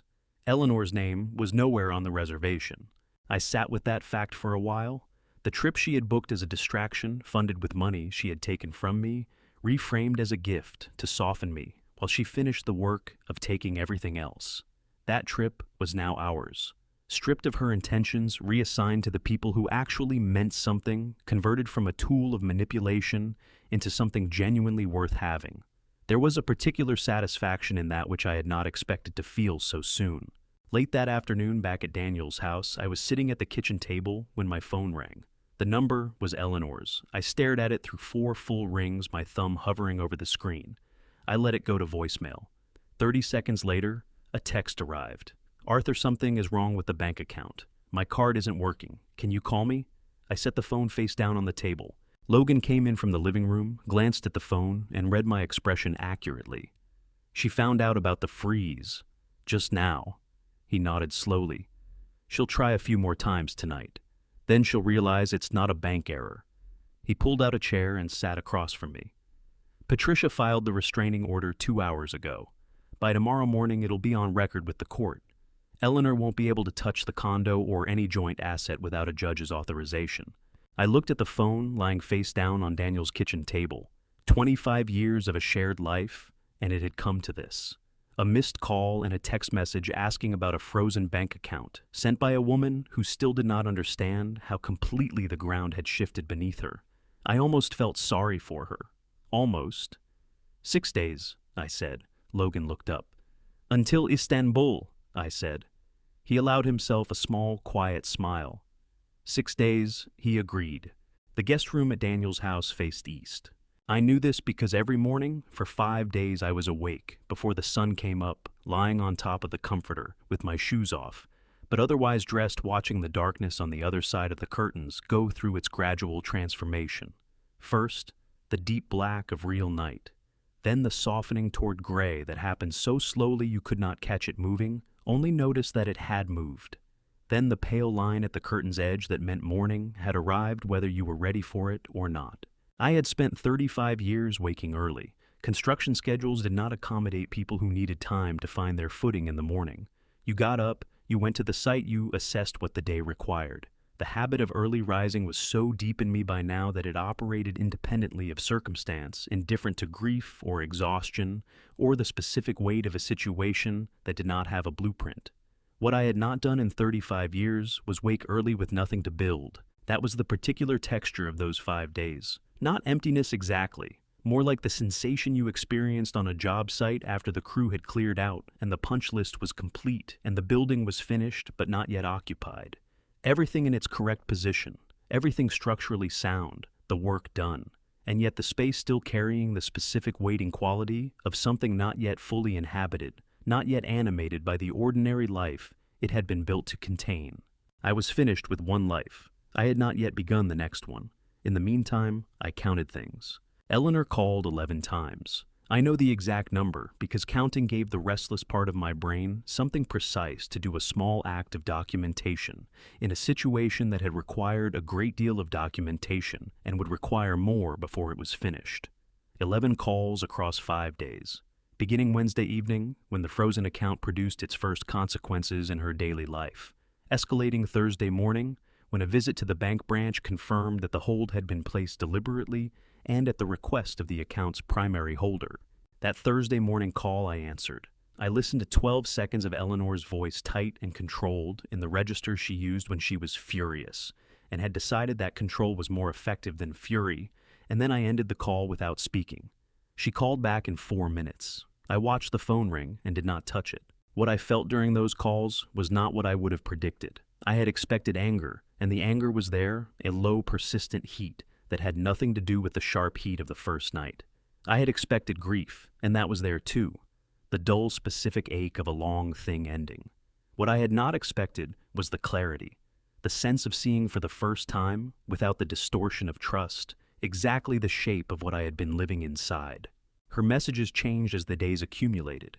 Wednesday was disbelief, the confident assumption that there had been a technical error that a phone call would resolve. Thursday carried the edge of genuine anger, the clipped vowels and compressed sentences of a woman who had encountered an obstacle she had not planned for. Friday, the register dropped, softened, shifted into the warmer frequency I recognized from 2.5 decades of marriage as the one Eleanor deployed, when warmth was the most efficient path to what she needed.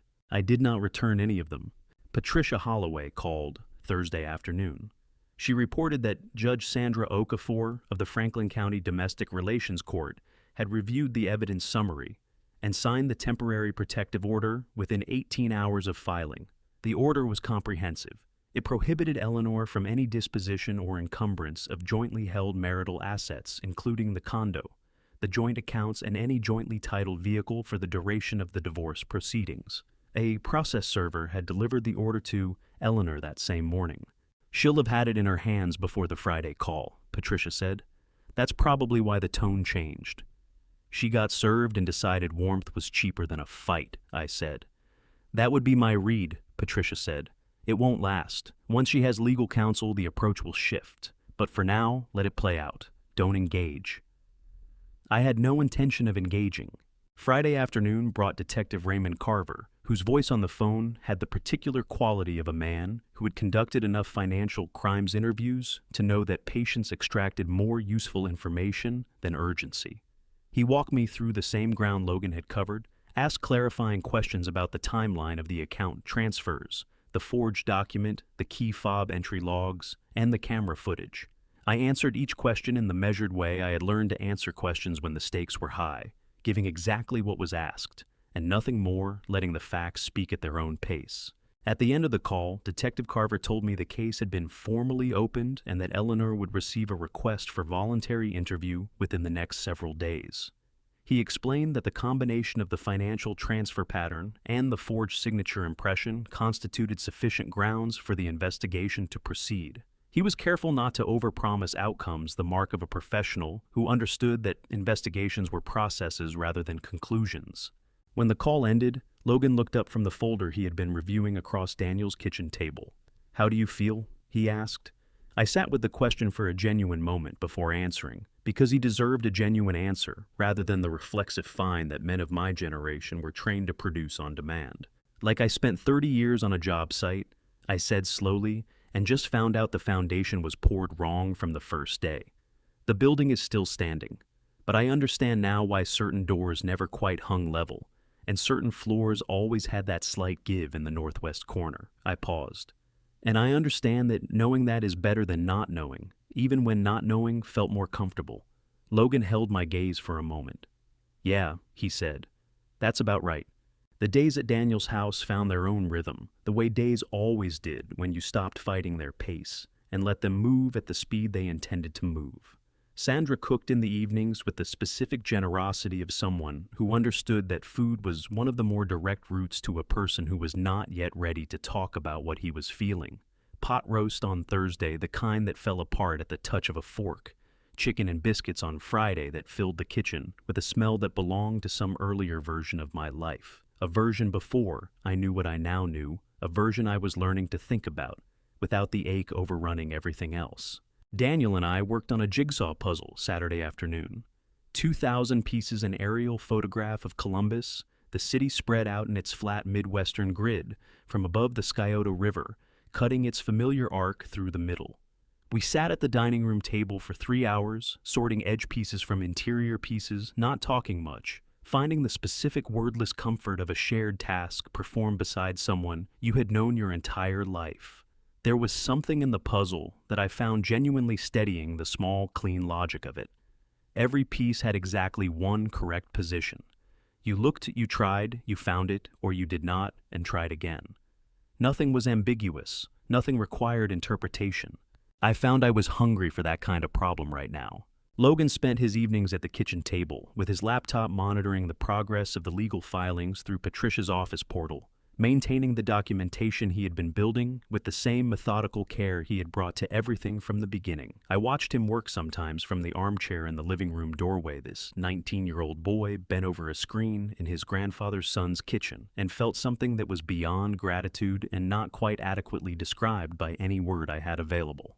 He had not been asked to do any of this. He had done it because he looked at a situation and decided it was unacceptable and then proceeded to do something about it.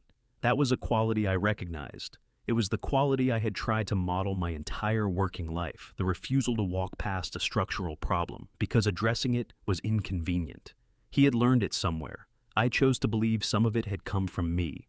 Sunday evening, he looked up from his laptop and said simply, "Bags packed." "Since Friday," I said. He smiled the way he smiled when something satisfied him, a small contained expression that carried more warmth than a larger one would have. That night, I slept better than I had since the Tuesday Eleanor had walked out the door in her dark blazer and given me the first real reason I had ever had to watch her go. Monday arrived gray and cool the early June morning in Columbus that could not decide whether it was still spring or had committed to something else. I stood at Daniel's kitchen window at 5:30 with a mug of coffee watching the neighbor's oak tree move in the low wind coming off the street. Its leaves were fully out now, the deep summer green that made Ohio look like itself, the color that had been the background of every outdoor morning of my life in this city. I thought about the oak tree outside my own building, the one I had planted 22 years ago on an Arbor Day weekend, with a 5-gallon bucket and more optimism than I could fully account for now. I wondered whether it would still be there when the legal process completed and the condo and its contents and the life it represented were finally and formally sorted out. I decided it would. Oaks were stubborn. They did not require the people who planted them in order to continue. They simply kept doing the thing they were built to do, putting down roots and growing outward season after season, indifferent to the human arrangements that shifted around their trunks. That felt on a Monday morning at 5:30 in my son's kitchen, like something worth holding on to. My phone showed no missed calls from Eleanor. Her last message had come Saturday evening, 31 seconds, her voice carrying a flatness I had never heard in it before, stripped of the anger and the warmth and the controlled register of the earlier calls. She did not ask about the account. She did not mention a misunderstanding. She said only, "Arthur, call me when you're ready to talk." And then nothing else for 31 seconds, except the ambient sound of wherever she was, and then the voicemail system cutting the line.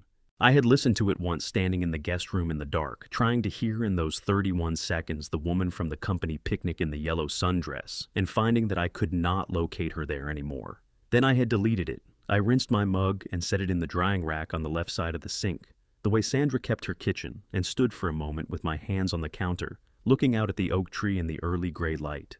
"Ready." Logan's voice came from the hallway, his backpack already settled on his shoulders, his boarding pass on his phone, 19 years old, and entirely prepared for whatever the day required. I dried my hands on the dish towel. "Ready," I said, and for the first time in 5 days I meant it without qualification. Daniel's SUV held 4 people and 4 bags with room to spare. Sandra had made sandwiches for the drive, wrapped in wax paper, the way her mother had taught her, tucked into a small cooler in the back seat alongside 4 bottles of water and a container of the oatmeal cookies she had baked Sunday evening, while Logan and I reviewed the final documents Patricia had sent over. It was such a specific practical act of love that I had to look out the window for a moment when I noticed it. We pulled out of the Westerville driveway at 6:15 in the morning. The drive south toward John Glenn Columbus International Airport took us through the kind of early June morning that Ohio occasionally produced as though to remind you why you stayed. The sky was clear and pale gold at the horizon, the highway quiet. At this hour, the city still in the soft haze of its own waking. I sat in the back seat beside Logan and watched Columbus pass outside the window. I had lived in this city for 60 years. I had driven these highways 10,000 times. I knew the exits by instinct, knew which lanes backed up, at which hours knew the particular way the downtown skyline looked, coming in from the north, on a clear morning, the State House dome catching the early light. I had built things in this city, left my work in its bones. It occurred to me, watching it slide past, that I was not leaving Columbus. I was leaving a version of my life in Columbus. The version that had included Eleanor the condo, the 25 years of a marriage I now understood, had been hollow at its center for longer than I had been willing to see. That version was already gone. It had been gone before I knew it. What remained was the city itself, the oak trees, Daniel's house in Westerville, Logan's dorm room at Ohio State, the job sites I had left standing. Those things were not going anywhere. My phone buzzed, a text from Patricia Holloway. TRO. Confirmed on record as of this morning. All joint assets fully protected. Travel safe, Mr. Vance. I showed it to Logan. He read it and gave a single nod. 10 minutes later, Detective Carver called. "Mr. Vance," he said, "I wanted to let you know we have 2 officers positioned at John Glenn this morning in coordination with airport security. Based on the booking records and her stated travel plans, we expect Mrs. Vance to arrive at the departures level between 8 and 8:30. We'll make contact at that point." A pause. "You don't need to do anything. Just check in normally. We'll handle our end."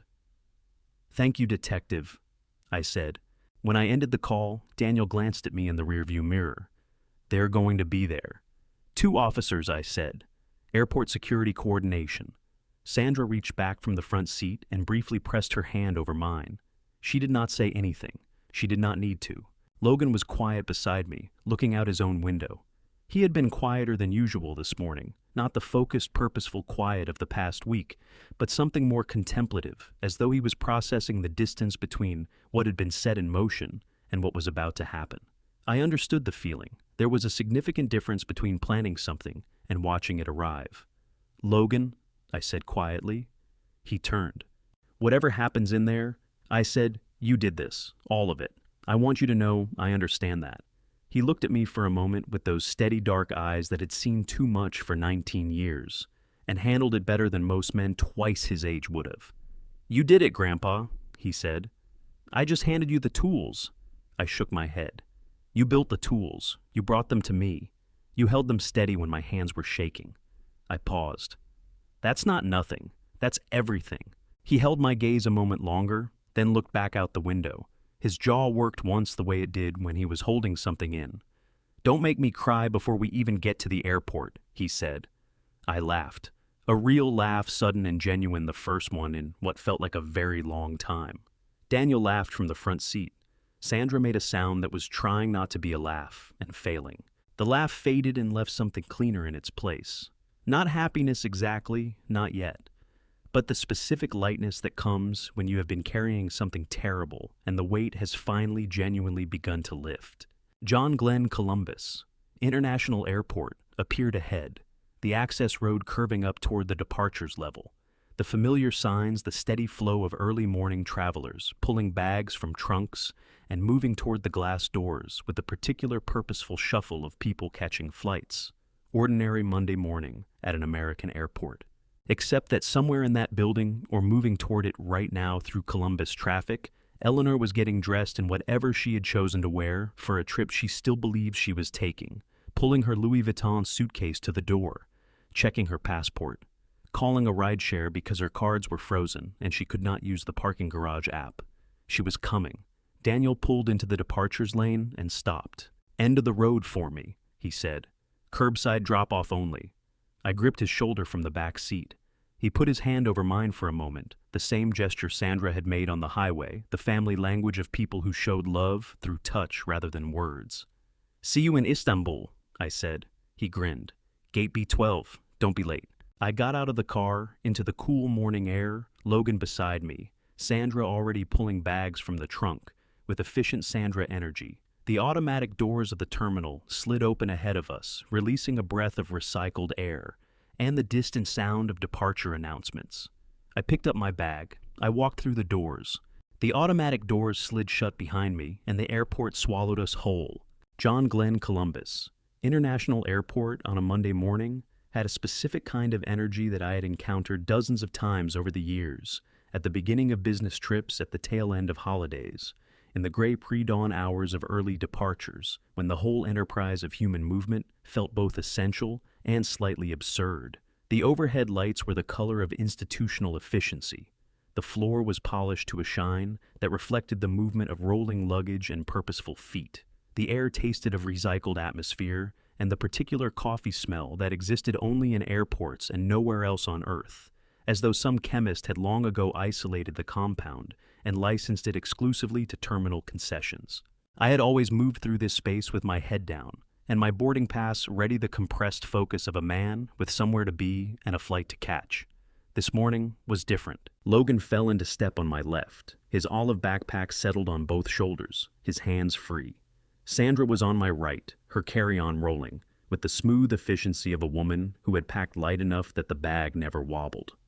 Behind us, somewhere in the flow of Monday travelers, Daniel was navigating the check-in area, with his customary mild impatience toward processes he considered inefficient. I kept my pace steady and my eyes moving.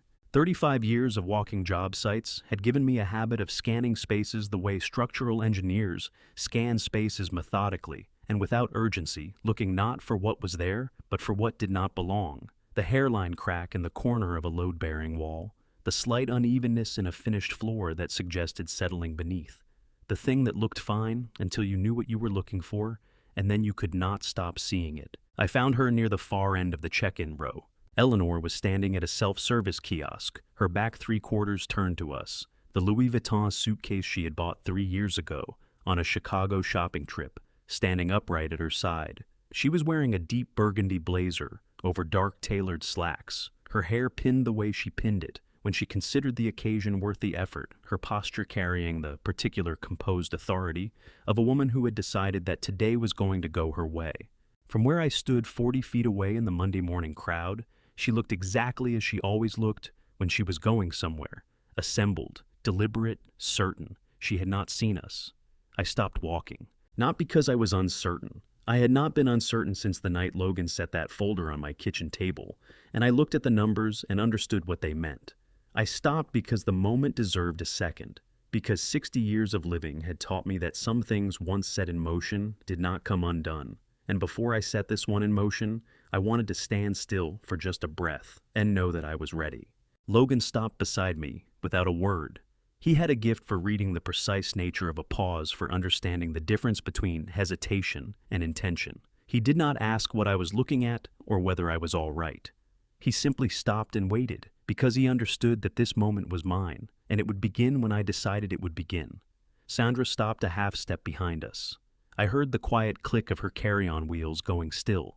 40 feet ahead, Eleanor was pressing something on the kiosk screen with the slightly elevated pressure of a person encountering an unexpected obstacle.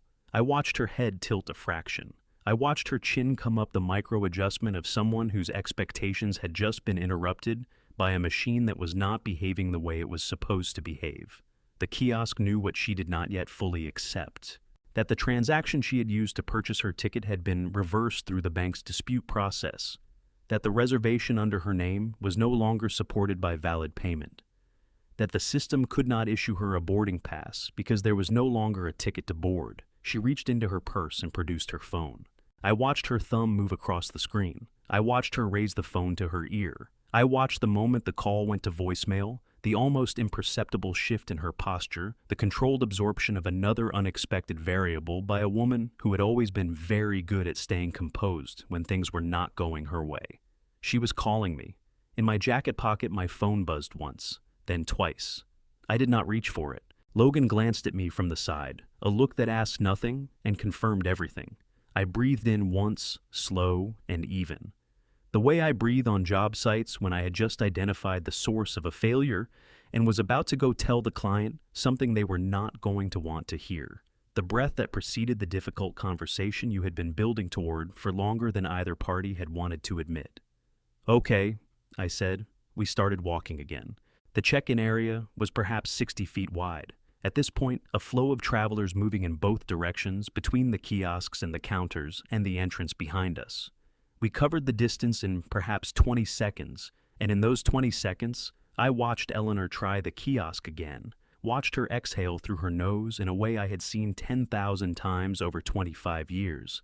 The specific exhalation of Eleanor encountering a situation that was not cooperating. We were 30 feet away when she turned from the kiosk to look for a human being to take the problem to. We were 25 feet away when her scanning gaze moved across the terminal in a broad sweep and stopped on me.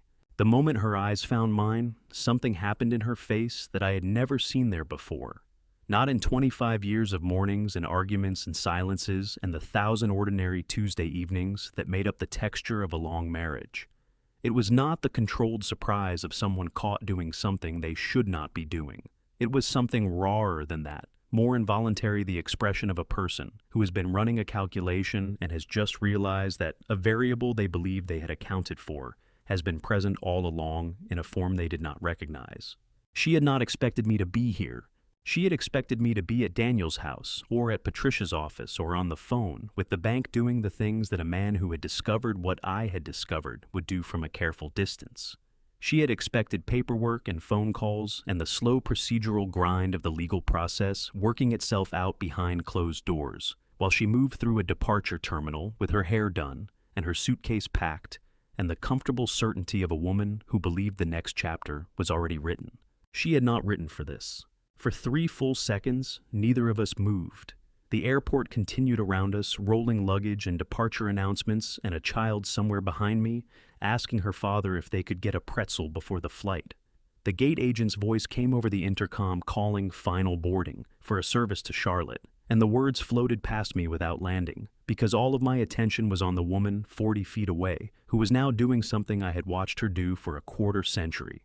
Her chin came up, her shoulders squared. She reached for her suitcase handle. Even now, even here in the moment when the ground had already gone from beneath her, Eleanor gathered herself. I had always known she was capable of that. The composure was real, whatever else had been false. She was a woman who could absorb a blow and walk toward the thing that had delivered it, rather than away from it, and I found that I respected that quality, even now, even standing here, even knowing everything I knew. She began walking toward me. Her heels were deliberate, and even on the polished floor, the suitcase rolling behind her, the burgundy blazer carrying the composed authority it had been chosen to carry. She moved through the morning crowd with the unhurried certainty of a woman who had decided that whatever was about to happen, she was going to meet it on her own terms. Beside me, Logan shifted his weight slightly, straightening in the almost imperceptible way of someone who has been waiting for something and has just felt it arrive. Sandra's hand found my elbow for one brief, steady second, and then released the gesture of a woman communicating everything she needed to communicate in a single point of contact. I kept my feet planted. I watched Eleanor cover the distance between us, watched the composure doing its work, the jaw set beneath the controlled expression, the eyes moving between my face and Logan's, with the rapid calibrated assessment of someone calculating how much the other side knew and how much room remained to maneuver. She stopped 4 feet in front of me. Up close, the composure was expensive. I could see what it was costing her in the tightness at the corners of her mouth, and the particular stillness of her hands, the forced quality of the steadiness that in other circumstances I had always admired as simply who she was. She looked at me. I looked at her. At the face I had woken beside for 9,000 mornings. At the woman who had stood next to me at a judge's desk on a Tuesday in October and said yes to a question she had apparently later reconsidered. At the person who had looked at the life I had spent 35 years building and had decided it was a resource to be accessed rather than a foundation to be shared. For a moment, across 4 feet of polished airport floor, we were simply two people at the end of something long. "Arthur," she said. Her voice was impressively steady. "I think we need to talk." I looked at her for one long moment more, at the burgundy blazer and the Louis Vuitton suitcase, and the 25 years and the navy jacket folded in my bag, and Logan standing at my left shoulder with everything he had done and everything he had been willing to carry for me. "Yes," I said. I let the words sit between us exactly as long as it needed to. "We do." Eleanor glanced at Logan, then back at me. "Why is he here?" she asked. The question was directed at me, but her eyes stayed on Logan doing the rapid recalculation of someone who had just understood that the variable she had not accounted for was not an accident. "He's family," I said. "He's here because I asked him to be." Something moved through her expression at that, not guilt. Eleanor had always been too practical for guilt. It was closer to the look of a contractor who had just realized the inspector was going to be thorough. "Arthur." She shifted her weight repositioning for a different approach. "Whatever you think is going on, there are things you don't understand. If you would just give me 10 minutes to explain." "There's nothing to explain," I said. "But there is something to show you." I nodded to Logan. He stepped forward and set his tablet on the check-in counter beside us, angling the screen toward Eleanor, with the calm deliberateness of someone who had rehearsed this moment in his head many times and had decided that quiet was more powerful than dramatic. The screen displayed a split view. On the left, the camera footage from the ficus. Timestamp 12:15 in the morning. Eleanor and Julian entering the apartment together. On the right, a column of financial transactions, dates and amounts and account numbers highlighted in yellow, the way Logan highlighted everything neat and precise and impossible to dismiss. Eleanor looked at the screen. For 3 full seconds she did not move. Her face did not change. She was processing the way very controlled people process internally and invisibly, giving nothing away to the room. Then she looked up at me. "That is private property," she said. "Whatever you recorded in that apartment, you had no right." "I had every right," I said.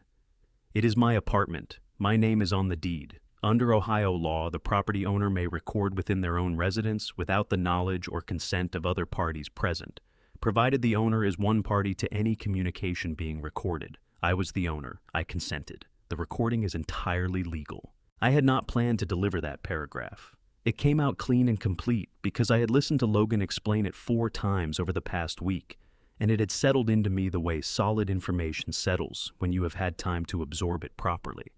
Eleanor's jaw tightened. "This is ridiculous. You are not a lawyer, Arthur." "No," I said, "but I have one." Patricia Holloway filed a temporary protective order on all joint marital assets with the Franklin County Domestic Relations Court 6 days ago. It was granted within 18 hours and served to you by a process server last Thursday morning. The order is on record. The condo is protected. The accounts are frozen. The property transfer document you drafted, the one you titled Research Grant Application, and attempted to have me sign, without my knowledge, has been submitted to the Columbus Division of Police Financial Crimes Unit as evidence of attempted fraud. Each sentence landed in the space between us like something solid being set down on a table. Eleanor's composure was doing extraordinary work.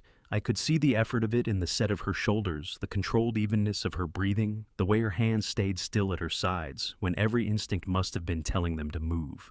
She was a capable woman. She had always been a capable woman. She had simply aimed that capability in a direction I had been too trusting to look. "You want to make a scene," she said, lowering her voice. "Here, in public, in front of all these people." She glanced around the check-in area where several travelers had slowed their pace, carrying ons, rolling to a gradual stop, the way people slowed when they sensed that something real was happening nearby. "This is humiliating, Arthur." "Eleanor," I said, and I kept my voice quiet not because I was uncertain, but because the situation did not require volume. "I am not trying to humiliate you. I am telling you what has already happened so that you understand where things stand." Logan reached into his backpack and produced a manila envelope. He set it on the counter beside the tablet. "This is a copy of the financial documentation, the property transfer draft, the key fob entry logs, and the cloud recording confirmation," he said, addressing Eleanor directly for the first time. His voice was steady, and even without triumph, without anger, just a 19-year-old man stating facts to a woman who had tried to rob his grandfather. "The originals are with Patricia Holloway's office and the police department. This copy is for you so that you and your attorney can begin reviewing the situation."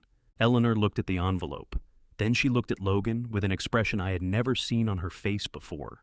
Something that was not quite rage and not quite fear, but contained elements of both the particular combustible mixture of a person who had believed themselves to be the smartest person in the room, and had just discovered they were not. "You did this," she said to him. Her voice had lost its controlled register. The edges of it were fraying. "You are a child. You had no right to involve yourself in—" "He had every right," I said. My voice came out harder than it had been, and I did not pull it back. "He is my family. He was protecting me. That is what family does." Eleanor turned back to me. Her chin was still up, but the composure was fracturing now, the performance giving way to something rawer underneath. Her eyes were bright in the way that could mean tears or fury, or both simultaneously. 25 years, Arthur," she said. "You are going to throw away 25 years because of a boy with a laptop and a grudge." "I am not throwing away 25 years, I said. "I am acknowledging that they ended. The only question is when. And I think we both know the answer to that is not recently." She opened her mouth. She closed it. Behind her, two figures in uniform were moving through the check-in area with the specific unhurried purposefulness of law enforcement that has already determined its destination. One of them was a Columbus police officer in a standard uniform. The other was a plainclothes detective I recognized from the photograph Detective Carver had sent to my phone the previous day as a courtesy, so I would know who to expect. Eleanor heard them before she saw them, registering the shift in my focus and turning to look. When she turned back, the last of the composure had gone. Her face was open now, in a way I had never seen it stripped of the performance, showing something underneath that looked very much like a woman finally understanding the full dimensions of what she had done and what it was going to cost her. "Arthur," she said. Her voice had dropped to barely above a whisper. "Please." I looked at her. At the face that had smiled at me 10,000 times, only some of those smiles real, and I found that what I felt in that moment was not satisfaction and not grief and not anger. It was something quieter and more final than any of those. It was the feeling of a door closing gently but completely. "Take care of yourself, Eleanor," I said. I picked up my bag. Logan was already beside me. Sandra appeared at my other shoulder, her carry-on rolling steadily, her expression calm and certain. The detective reached Eleanor as we turned away. I did not look back. The security line at John Glenn moved the way security lines always moved. Slowly then, all at once, then slowly again. You took off your shoes and put them in the gray bin and watched them disappear into the scanner, and you stood in the line of ordinary Monday morning travelers, and you waited for the machine to decide you were not a threat. And the whole time, the world kept going at exactly the same pace it had always gone, indifferent to whatever had just happened, 40 feet behind you at a check-in counter. I found that steadying. The TSA officer who checked my boarding pass and passport was a heavy-set man in his 50s with reading glasses on a chain around his neck and the practiced efficiency of someone who had looked at 10,000 faces and learned to see them without really seeing them. He glanced at my passport photograph, glanced at my face, handed the documents back. "Have a good flight, sir," he said. "Thank you," I said. "I intend to." I meant it. Logan was directly behind me, backpack in the bin, shoes off, moving through the process, with the ease of a young man who traveled light and thought ahead. Sandra was behind him, organized as always, her carry-on already unzipped to the laptop pocket. I waited for them on the other side of the scanner, collecting my shoes and my belt and my watch, the small reassembly of yourself that airports required. Daniel appeared through the scanner a moment later, shaking his head at the bin situation, the way he always did some private ongoing argument with the concept of removing shoes in public that he never quite won. "Gate B12, Logan said, reading his phone. 40 minutes to boarding." We walked the concourse together. I had walked this concourse dozens of times over the years. Business trips, the occasional vacation, the drive to drop off or pick up. It was a familiar space, the low hum of the ventilation system, the moving walkways, the particular smell of airport coffee that was somehow universally distinct from coffee anywhere else. I had always moved through it with the slightly compressed attention of someone with somewhere to be. This morning, I walked it differently.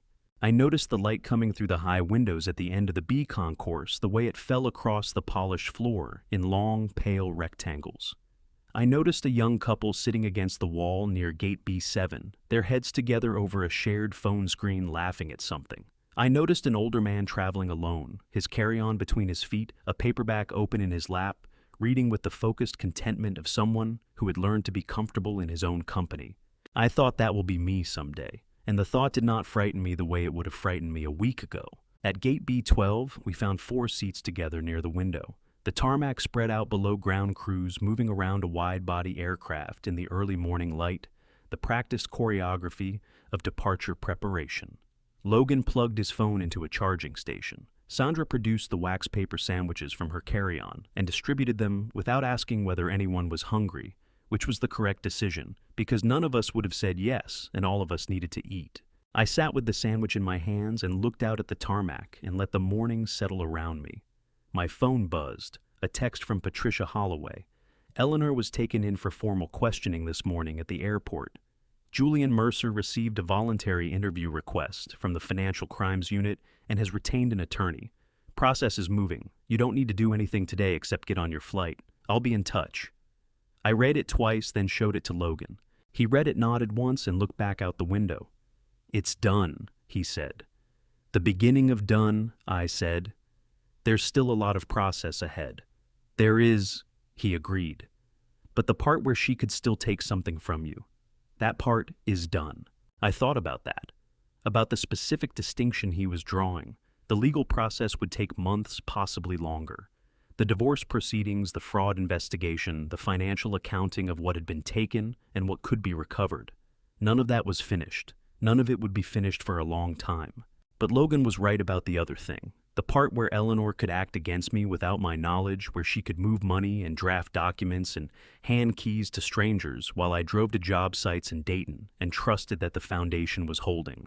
That part was over. The moment the accounts froze and the restraining order landed and the police case opened, that part ended. She had no more moves available that I had not already anticipated and countered. I was no longer the man who did not know.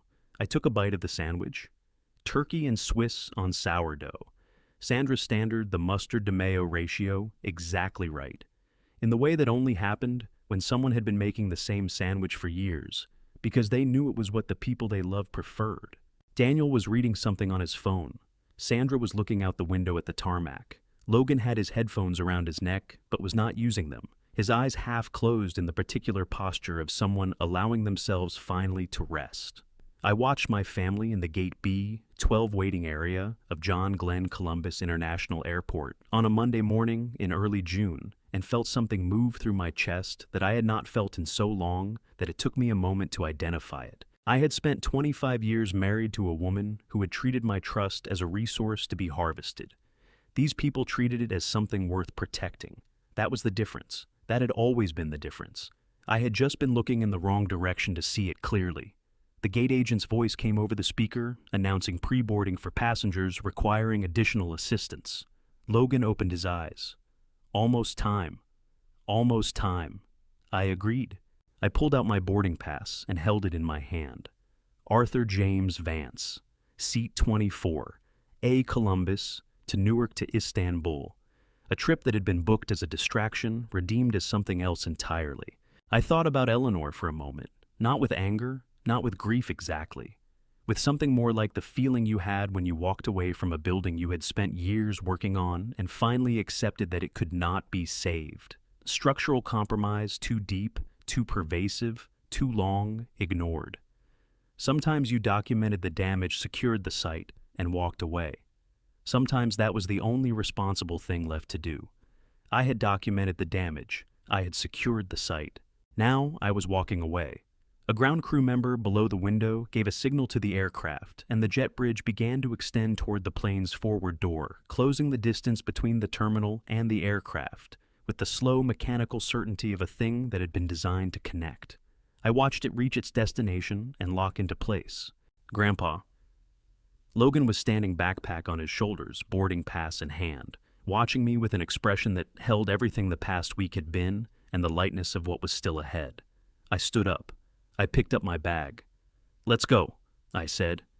The flight from Newark to Istanbul took 11 hours. I slept for 4 of them, which was more than I had slept in a single stretch in the past 2 weeks. I woke somewhere over the Atlantic, the cabin dark and quiet around me, Logan asleep in the seat beside me, with his head tilted back and his mouth slightly open, the way he had slept as a small child, when Daniel used to bring him over on Sunday afternoons, and he would fall asleep on my living room floor with his shoes still on.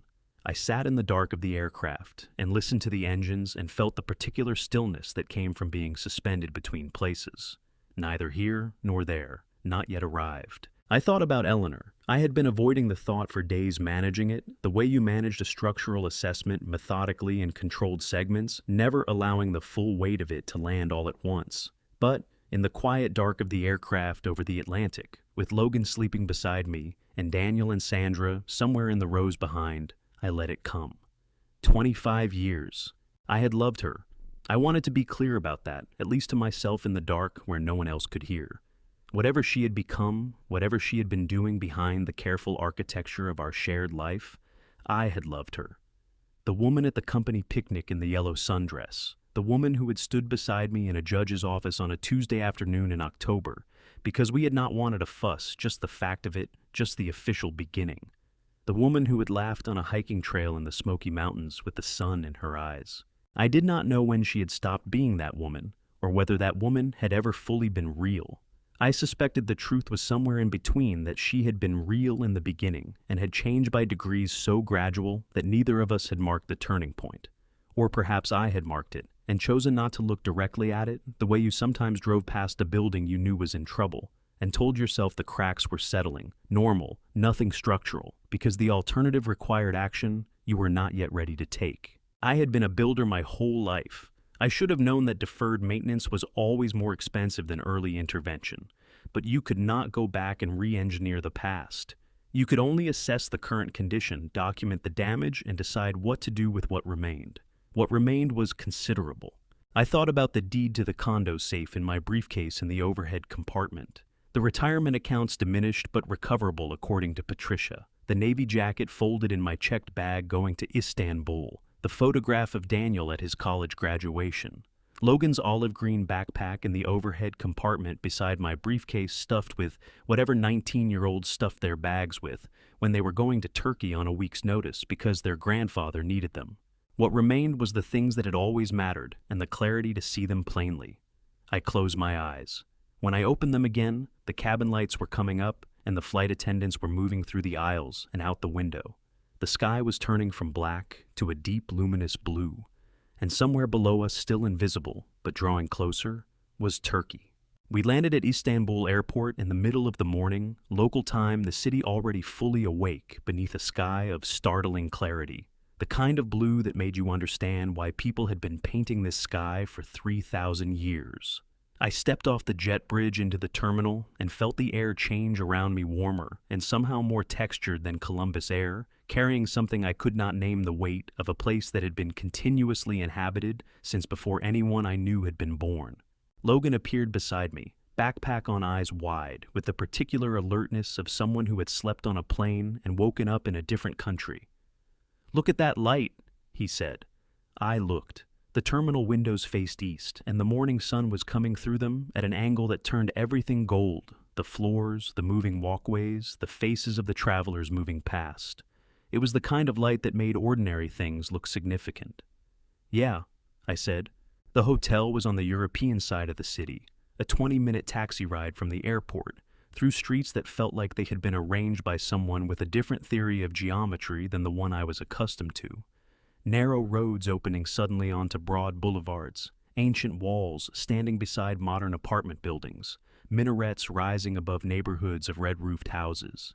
I sat in the back of the taxi and watched it all go past, and felt something in my chest that I could only describe as the sensation of being reminded that the world was very large and had been going on for a very long time, and would continue going on regardless of what happened at a check-in counter in Columbus, Ohio. That was not a diminishment. It was a relief. The hotel room had a balcony. Logan discovered this approximately 4 seconds after the bellman left, and threw the doors open with the enthusiasm of someone who had never had a balcony before and intended to make the most of this one. The Bosphorus stretched out below and beyond that famous strait connecting the Black Sea to the Marmara, the water a deep shifting blue-green that changed color as clouds moved across the sun.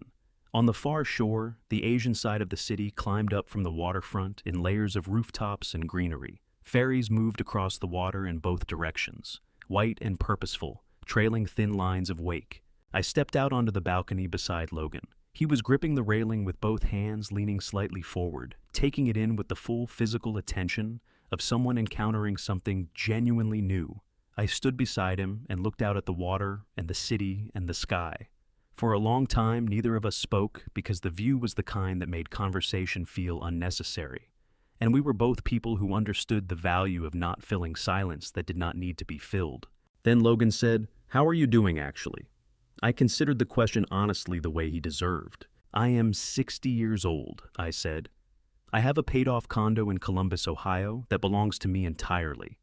I have a grandson who spent 3 weeks protecting me before I even knew I needed protecting. I have a son who booked a plane ticket to Istanbul without asking me whether I was all right with it, which is exactly what I would have done in his position." I paused. "I have a fraud case working its way through the Columbus legal system, and a divorce that will take the better part of a year to finalize, and a retirement account that needs rebuilding." I looked out at the Bosphorus, and I am standing on a balcony in Istanbul watching ferries cross a strait that has been here for 10,000 years. Logan turned to look at me. "That sounds like a lot," he said. "It is a lot," I said. "But it is the right kind of a lot. It is a lot that is moving in the right direction." He nodded slowly, satisfied with that answer, in the way that thoughtful people were satisfied when they received an honest one. Behind us, the hotel room door opened and Daniel appeared, coffee in hand. Sandra beside him, both of them having apparently located the room service menu with the efficiency of people who had been traveling together for 15 years and had the process down. Daniel handed me a coffee without asking the same gesture Sandra had made in the Westerville kitchen a week ago, the family language I had been swimming in my whole life without fully appreciating the fluency of it. I wrapped my hands around the cup and turned back to the water. Patricia Holloway had sent a message while we were in the taxi. Eleanor's formal interview with the Financial Crimes Unit had taken place Monday morning. She had arrived with an attorney. The attorney had, according to Patricia's careful phrasing, recommended cooperation. Julian Mercer's voluntary interview was scheduled for Wednesday. The fraud investigation was proceeding on its established timeline. The divorce filing would be submitted to the Franklin County Domestic Relations Court by end of week. The machinery of consequence was turning slowly and without drama, the way it always turned when the evidence was solid and the documentation was complete. I had built things for 35 years. I knew that the most durable structures were the ones built on honest foundations. You could dress up a compromised footing with finishing work, cover the cracks with compound and paint, present a surface that looked sound to anyone who did not know what to look for. But the load would find the weakness eventually. It always did. Eleanor had built something on a false foundation, and the load had found it. What happened next was not something I had done to her. It was the consequence of the structure she had built, meeting the weight it could not bear. I had simply stopped pretending the cracks were not there. Logan put his arm around my shoulder, not the tentative gesture of a young man uncertain of his welcome, but the easy, unself-conscious reach of someone who knew exactly where he stood and had decided that standing close was the right thing to do. "So," he said, "what do you want to do today?" I looked out at the ferries crossing the Bosphorus, at the minarets catching the morning light, at the ancient city going about its ancient business on both sides of an ageless strait. I thought about 35 years of early mornings and job sites and the satisfying specific weight of honest work. I thought about a yellow sundress at a company picnic, and a payoff letter on a kitchen table, and a navy jacket folded in a bag in a hotel room in Istanbul. I thought about Logan at 19 following a feeling in a parking deck, because it mattered to him that his grandfather was all right. I thought about how much of my life I had spent building things for other people, and how little of it I had spent simply standing somewhere worth standing and looking at what was in front of me. "Nothing yet," I said. "I just want to stand here for a while." Logan nodded. His arm stayed on my shoulder. The Bosphorus moved the way water moved, continuous and indifferent, and endlessly itself, carrying its ferries and its light and its 10,000 years of human crossing from one shore to the other. I stood on the balcony with my coffee and my grandson and let it be exactly what it was. For the first time in longer than I could accurately remember, that was enough. Trust is not weakness, but trust without awareness is the door you leave unlocked. I spent 25 years building a life, and I nearly lost it because I confused comfort with safety. I handed someone the blueprint to everything I had worked for, and never once asked whether they were reading it the same way I was. That was my failure, not my love. My love was real. My blindness was the problem. If you are watching this and something in this family story feels familiar, please hear me. Do not wait the way I waited. Do not dismiss the quiet doubts the way I dismissed them. Family betrayal does not announce itself. It arrives quietly in small transactions and practiced smiles, in patterns you explain away, because the alternative is too painful to face. I am not a man from New York with resources and connections. I am a 60-year-old engineer from Columbus who got lucky because a 19-year-old boy loved him enough to pay attention. God gave me that boy. I do not take that lightly. This family story cost me years. This family betrayal taught me more than any success ever did. And this final act of family betrayal became the beginning of something truer than anything I had built before. If any part of Arthur's story moved, you drop a comment below. Share it with someone who needs to hear it, and subscribe so you never miss what comes next. Thank you for staying until the very end. The stories that follow contain some fictional elements crafted purely for reflection and to carry a meaningful message.